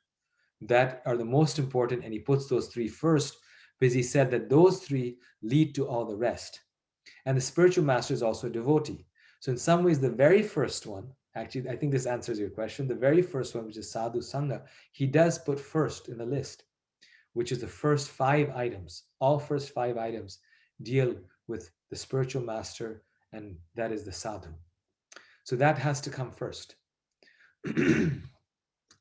Yeah, I think so. So Rupa Goswami, Bhagavatam oftentimes speaks like that also. Most Vedic literatures are like this. They don't speak in sequential, structured ways that we think of in the modern world. That, okay, things should be in a sequence, in a linear way, but rather the way they speak is in a spiral way. They give knowledge in a spiral way, that they give the knowledge and then they cover it again, and they cover it again. You think, why they just gave it? Why are they covering it again? But they're covering it again because each time they're going deeper and deeper and deeper and deeper and deeper and deeper like that. So, so Rupa Goswami is doing the same thing, in non-Western cultures and ancient cultures. Time is cyclical, right? So they don't go linearly. They go cyclically. Okay, I have to mention everything. He mentions it, then he goes deeper and then deeper again, but the same thing over and over again, but each time deeper. So that is what Rupa Goswami is doing here. Thank you very much, Prabhuji. Yeah, now it makes sense. Like you said, so just to get my understanding correct, you mentioned that so it is finally what the spiritual master or the acharya is actually trying to tell us that we have to follow. So Yeah. that makes life simple for us. And that's actually a good point, because why do we chant 16 rounds? There's no verse in the Gita where Krishna is saying chant 16 rounds every day. We're doing it because the acharya told us. So that's why actually that does come first. They said, no, 16 is the number. Prabhupada said 16 is the number. Before that, his Guru Maharaj said 64 is the number, 64 rounds. So actually all of these things gain significance because of the acharya and the devotee. So yeah, thank you. Thank you very much, Prabhuji. Hare Krishna. Hare Krishna. Rupa Vilas Prabhu. Hare Krishna Prabhu, with my humble obeisances. Question about the deity worship at home that you mentioned, that one should worship according to one's means, and you had a comment that Krishna looks at what you're giving, what rather than what you're giving. So let's say whatever we are giving. So I'm trying to ask, giving to the home deity versus giving to the temple deity. So, you know, I may give like 70% to my home deity and 30% to temple deity. So, you know, let's say I have a means to give like $100 every month. So I may spend $70 at home deity, $30 for temple deity, or maybe just $10 to temple deity. So is that like I'm contributing to the deity worship in temple, or it is just considered as charity? You know, which should I like? If I do it like just $10 in my home deity, and if I give $90 to temple deity, is that a contribution to deity worship, or it is just a charity to the temple? Nice. And which one is like a more like preferred? Hare Krishna. See, Prabhu, that depends on your service. So, like, since I know you, Prabhu, I can say like, you are 2 hours away from the closest temple, and you're running a program yourself where you're living, right? So your situation is different than someone who's living like myself now 10 minutes away from a temple. So that depends on our service and our specific situation and preaching service. So in your situation, you know, spending maybe 70% on your home altar and deities and in your local preaching makes more sense because your preaching is in a new town. It's in a different town where the temple is not there. In some ways, you are the temple there. Whereas in my case, that doesn't make sense because I'm, you know, 10 minutes away. Why would people come to my home rather than go to the temple? So then my duty is to serve the purposes of the overall preaching. Of course, I may have some separate service that I'm doing that I'm very passionate about and decide to give for that. So it depends a lot on our service, and our service is given to us again by the devotees, particularly the spiritual master. So we have to spend where our service is. So if, let's say, our service is Rath Yatra and organizing a once-a-year Rath Yatra, then all of our funds should go for that Rath Yatra because that's our service. That's the first service that, you know, that's what given. So and also, you know, how are we going to use so much money in our home worship also? So like at home, we spend for an altar, we spend for some dresses for the deities, and then once that's done, then we pretty much have everything. So then Rath Yatra happens every year. So then we spend every year for the Rath Yatra. So it depends how deep our pockets are. It depends, you know, is this the first year we've had deities where you have more expenses, like getting the altar and the clothes and all the paraphernalia, or is it the third or fourth year? So I think it would also be situational, specific to your time, place, and circumstance. Thank you, Prabhu. Thanks for clarifying that. Hare Krishna. Thank you, Prabhu. It was a nice point, nice question. Do you have any further comment on that, Prabhu? No, I'm fine. You just told it depends on the service. Like you gave very good example, like how far you're, you know, from the temple and what is your major service. Yes. So your focus should be there. So that really clarifies that depending on your service and focus. Yes. Yes. Thank you, Prabhu. Hare Krishna. Thank you, Hare Krishna. Gopal Govinda Prabhu. Hare Krishna Prabhu, Dhanvat Pranam, Jai Shri Prabhupada. Thank you for wonderful class, such a nectarian class. I don't know how you manage it to get into that the mood and you just like attract everyone in this with your presentations. Thank this is you actually the mercy of Mother Urmila. She has helped me a lot, and she's in the teaching materials and the PowerPoints, and also the mercy of all of you devotees, that all of you are so inspiring that I get inspired, you know, like if all of you are not so wonderful, then I would not have any motivation. So. Thank you so much. Such a selfless service. I must admire. You are spending so much of time, at least me, useless person, but such a nectarian classes. Thank you so much. The one point on chapter 13 when you were explaining, and I think one of the Prabhujis asked the question, Prabhuji or Mataji. So the order of the five potent forms of the devotional service. I believe in the purports, Prabhupada mentioned that any one of the devotional any one of those limbs is as good as all five of them. Of course, it's recommended that you can do all five of them, but anyone is also fine. So the order does not matter really. So that's, I just remember that somewhere in the purport it's there. Right. I also remember, yeah, Prabhupada says that any one of these limbs is fully capable of taking us back home, back to Godhead. Prabhupada actually says this. He actually does say this. So that's the other side, that in spiritual life, everything is absolute. So in material life, we think better, best, and in spiritual life, everything is best. However, along with that, even though everything is best, but still within the best, there are things that are more important or more best and less best. Right? Just like the 5 different rasas of loving Krishna, they're all best because they're in relationship with Krishna, Madhurya, Sakya, Vatsalya, all as a friend, as a lover. It's all the same. But still, Prabhupada says within those 5, Madhurya Ras is the highest. Even though all of them are highest, but Madhurya Ras is the highest. So that's just the inconceivability of spiritual life. I think a similar thing would be true about these 5, that Srila Prabhupada is saying that any one of them can take you back home, back to Godhead. At the same time, he's also mentioned very emphatically that, without sadhu sangha and without chanting, we really cannot. So they're still in this day and age, because that's why, whether we keep deities at home or not, that's optional, but chanting our 16 rounds every day is not optional. That has to be done. So Prabhupada, by his own example, he showed that no, but this is more important. You cannot go back to Godhead unless you don't chant your 16 rounds. So someone cannot think that, oh, I can just do deity worship because all 5 are equally potent and fully capable of taking him back home, back to Godhead. So I can just do deity worship and I can go back home, back to Godhead. Yes, that's true, but maybe not for us.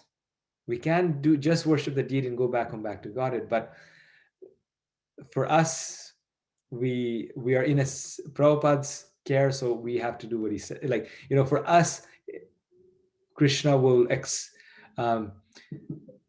Krishna, for us, Krishna knows the situation we're in, and this is what we need. Therefore, he gave us Prabhupada's instruction to chant 16 rounds. Yeah.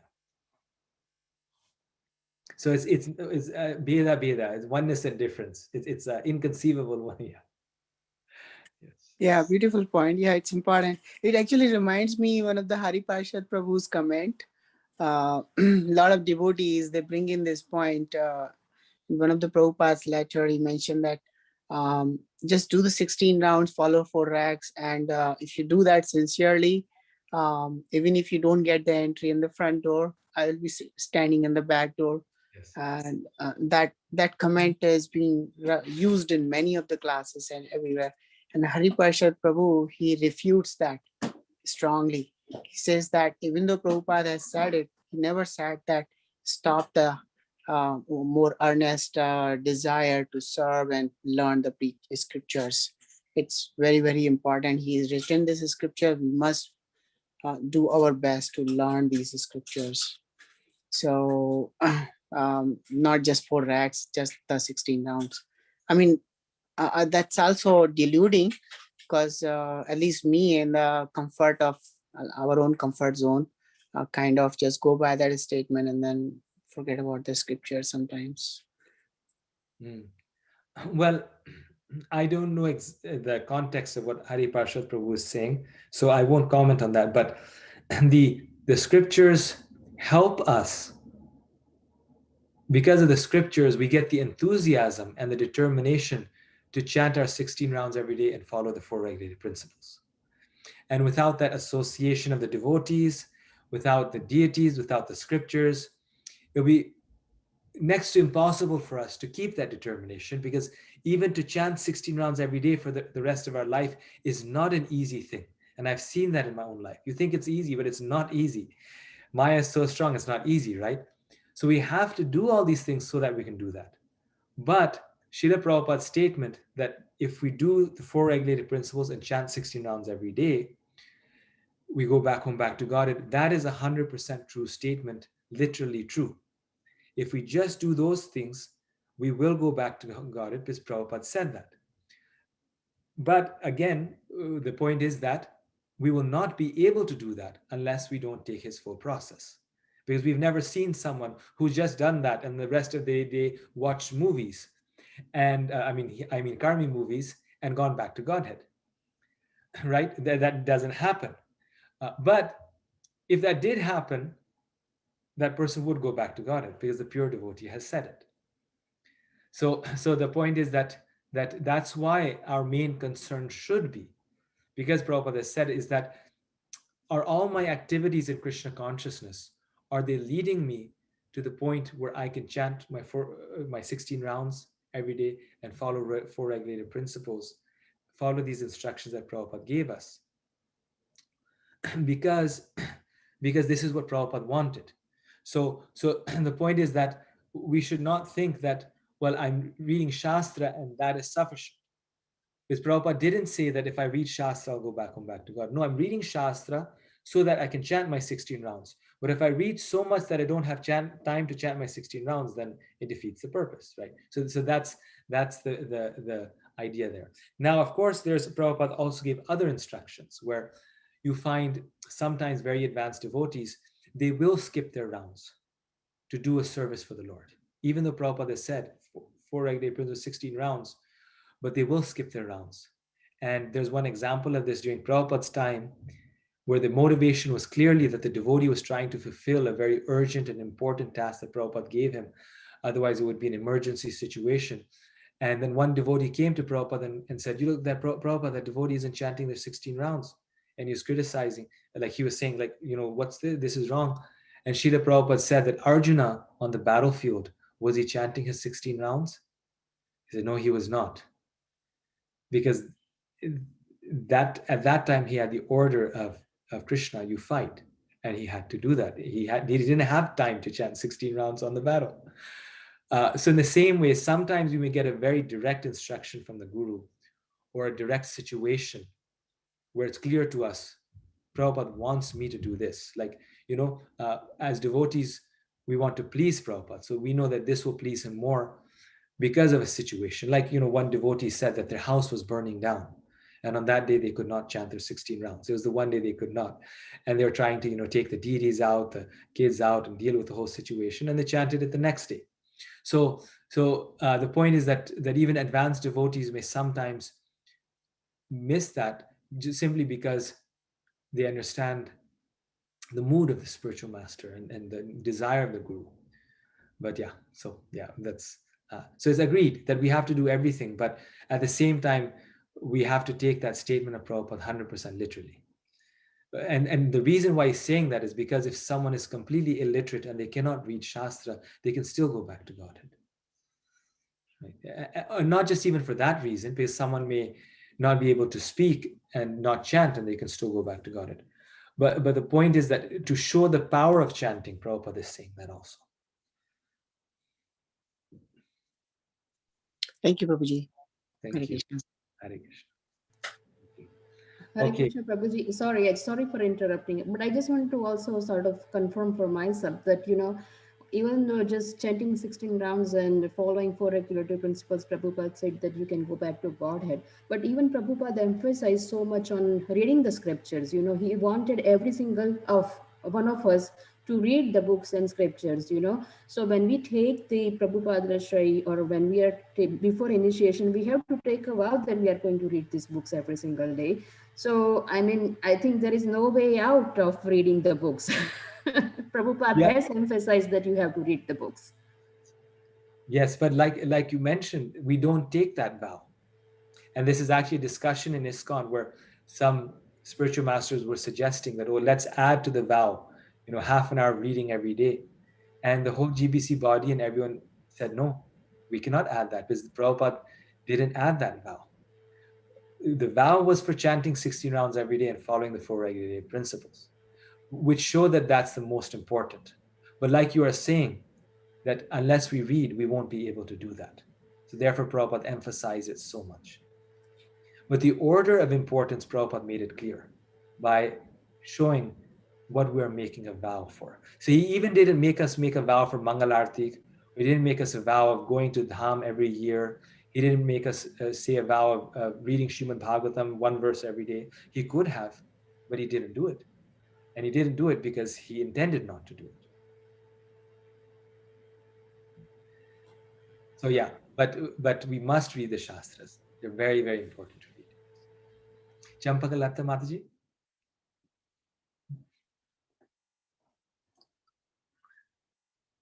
Champakalata Sakhi Mataji? Hare Krishna, Prabhu, Danvat Pranam. Thank you so much for such a nectarian class. Sorry, Prabhu, I have a background noise here. Prabhu, maybe I'll come back, or maybe I'll.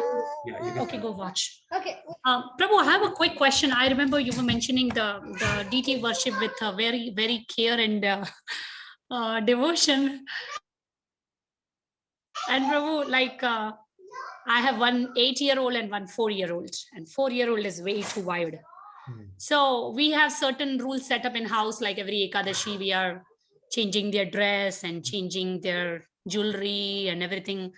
And they participate since they were almost kind of born, you know. Yes. But Prabhu, there are so many mistakes. There are so many mishappenings. There is so craziness goes on that time that I myself go crazy. That what kind of DD dressing is that? And but I get tremendous pleasure because they're participating, and then at the end I ask for forgiveness.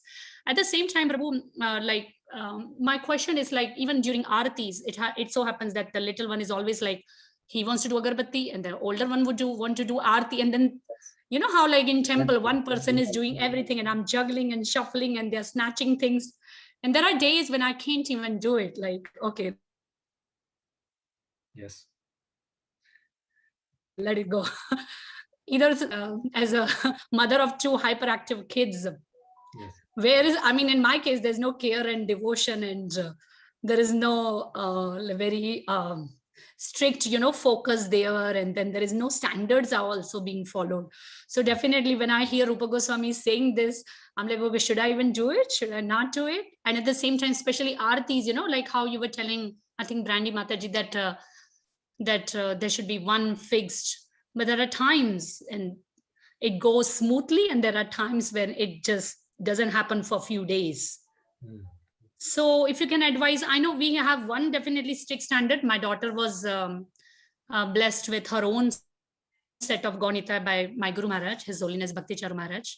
So she does Abhishek every single day without fail. So that definitely happens. And that also little one goes and she's like so much into like hyper, you know, that he does a lot of mishaps. So if you can advise. yes. I see that my mother's also on the call. Maybe she can advise on this. I think she's on the call. Maybe. Hare Krishna. Yes. Yes. I was thinking about the question, a very good question, and a question that all of us struggle, or you know, young couples struggle, and so you know, this is very natural that there will be days that it's practically impossible because the children are very noisy and very cranky. So Krishna is so kind, and when he sees situation of desperateness like that, he really he adjusts according to the situation. It's not like he's sitting there with a stick and ready to reprimand us. So you know, so we try our best, and then if there are days like that, we understand we can just sit and chant in front of the deities and think about it, how we are worshiping him. We can just sit and chant instead of since the child is not allowing to do that or not participating. Generally, you know, the parents, if they are able to, they have their own sadhana, you know, in other words, they do their own you know, morning program. They could do that. I mean, that's a choice, but many times even that's not possible. So So in that way, we try to adjust. And like I said, we all, we can just sit and chant with the children, or do, even if that's impossible, we can just move on and hope and Krishna that he will forgive, and he does forgive, because Krishna is very kind. So it's really within our heart, like we keep crying out to Krishna, like Gaur Govinda Swami always said, we have to cry out to Krishna all the time. We know that we're not perfect, we know, and Krishna is so kind. So that's all I was thinking. Okay. Thank you so much, Mataji, for yes, Prabhu, please. I was also actually thinking this point, which my mother mentioned, is a nice point. Generally, deity worship we think is the archana, like, okay, bathing the deity, offering arti, that is deity worship. But just singing the prayers like Samsara Dava, Guru Puja, Hare Krishna, chanting in front of the deity and singing and doing, that is also deity worship. So we think, oh, if the children are to be engaged in deity worship, it means they have to do the abhishek or this or that. Oftentimes they have more interest in doing that. That's true. They want to do things with their hands. But even if they're just sitting and doing kirtan in front of the deity, that is also deity worship. And that, especially for young children, that is a nice way to engage them. And maybe the small child can just not be there in the room at that time, or can be done at a time when the small one isn't there. And so they don't disturb the older one who's doing it. But also I was remembering my own childhood, that my brother and I both were just 2 years apart, and we both wanted to do artik at the same time. We both wanted to do pujaris at the same time. And so it was always a kind of a tug of war at times, or there was or it was just not possible. So then one of us would ring the bell, the other one would do the artik. The point is that the children should not be frivolous in front of the deity. It should not become a joke or a play. But if they're over enthusiastic for it, and they understand with care that the deity is God, and I'm dealing with God here, and I have to be careful, otherwise Krishna will slap me, or Krishna will punish me. Like if they think that Krishna is actually a person there that we cannot drop on the ground, for example, then it's okay, because we're trying to do it with care. It should not just keep what Prabhupada was saying, what I was saying at that time, that we should not become frivolous. It should not be, oh, it's deities, there's no big deal. Like I once remember while worshiping the deity, our table broke. One of the legs came off. So everything, the deities and all the paraphernalia came sliding down. And we immediately first got a hold of the deities. And we let the water fall, all these things. But we got the deities first. Because why? Because there's a consciousness that, oh, Krishna is there and he's going to get hurt if he falls to the ground. So that's the point, that they should understand through either chastisement or disciplining, that they should understand that the deity, we cannot be frivolous with the deity. That is important to know. Yes, Prabhu, I understood. Thank you so much, Prabhu. Yeah, Kirtan is there. They do Kirtan every single day. Even though I'm not there, they go in the TT room, sit down, and then because they say singing Kirtans in Harinam Sankirtan also outside. So that's there. But yeah, DT worship, I'm not very like it's a lot of juggling, like you said, tug of war. It's a everyday tug of war, and then sometimes I feel I better not do any aartis. Sometimes it's okay, that's more peaceful. And I feel guilty every single day sometimes that, oh, no aarti, because I had a standard of aarti, and it was actually full aarti, but then I reduced, and I'm like, okay, I'm not able to do it lately. It becomes that's natural. It's hard with the kids. Yeah. And see, that's a Krishna gets at our best effort. Yeah.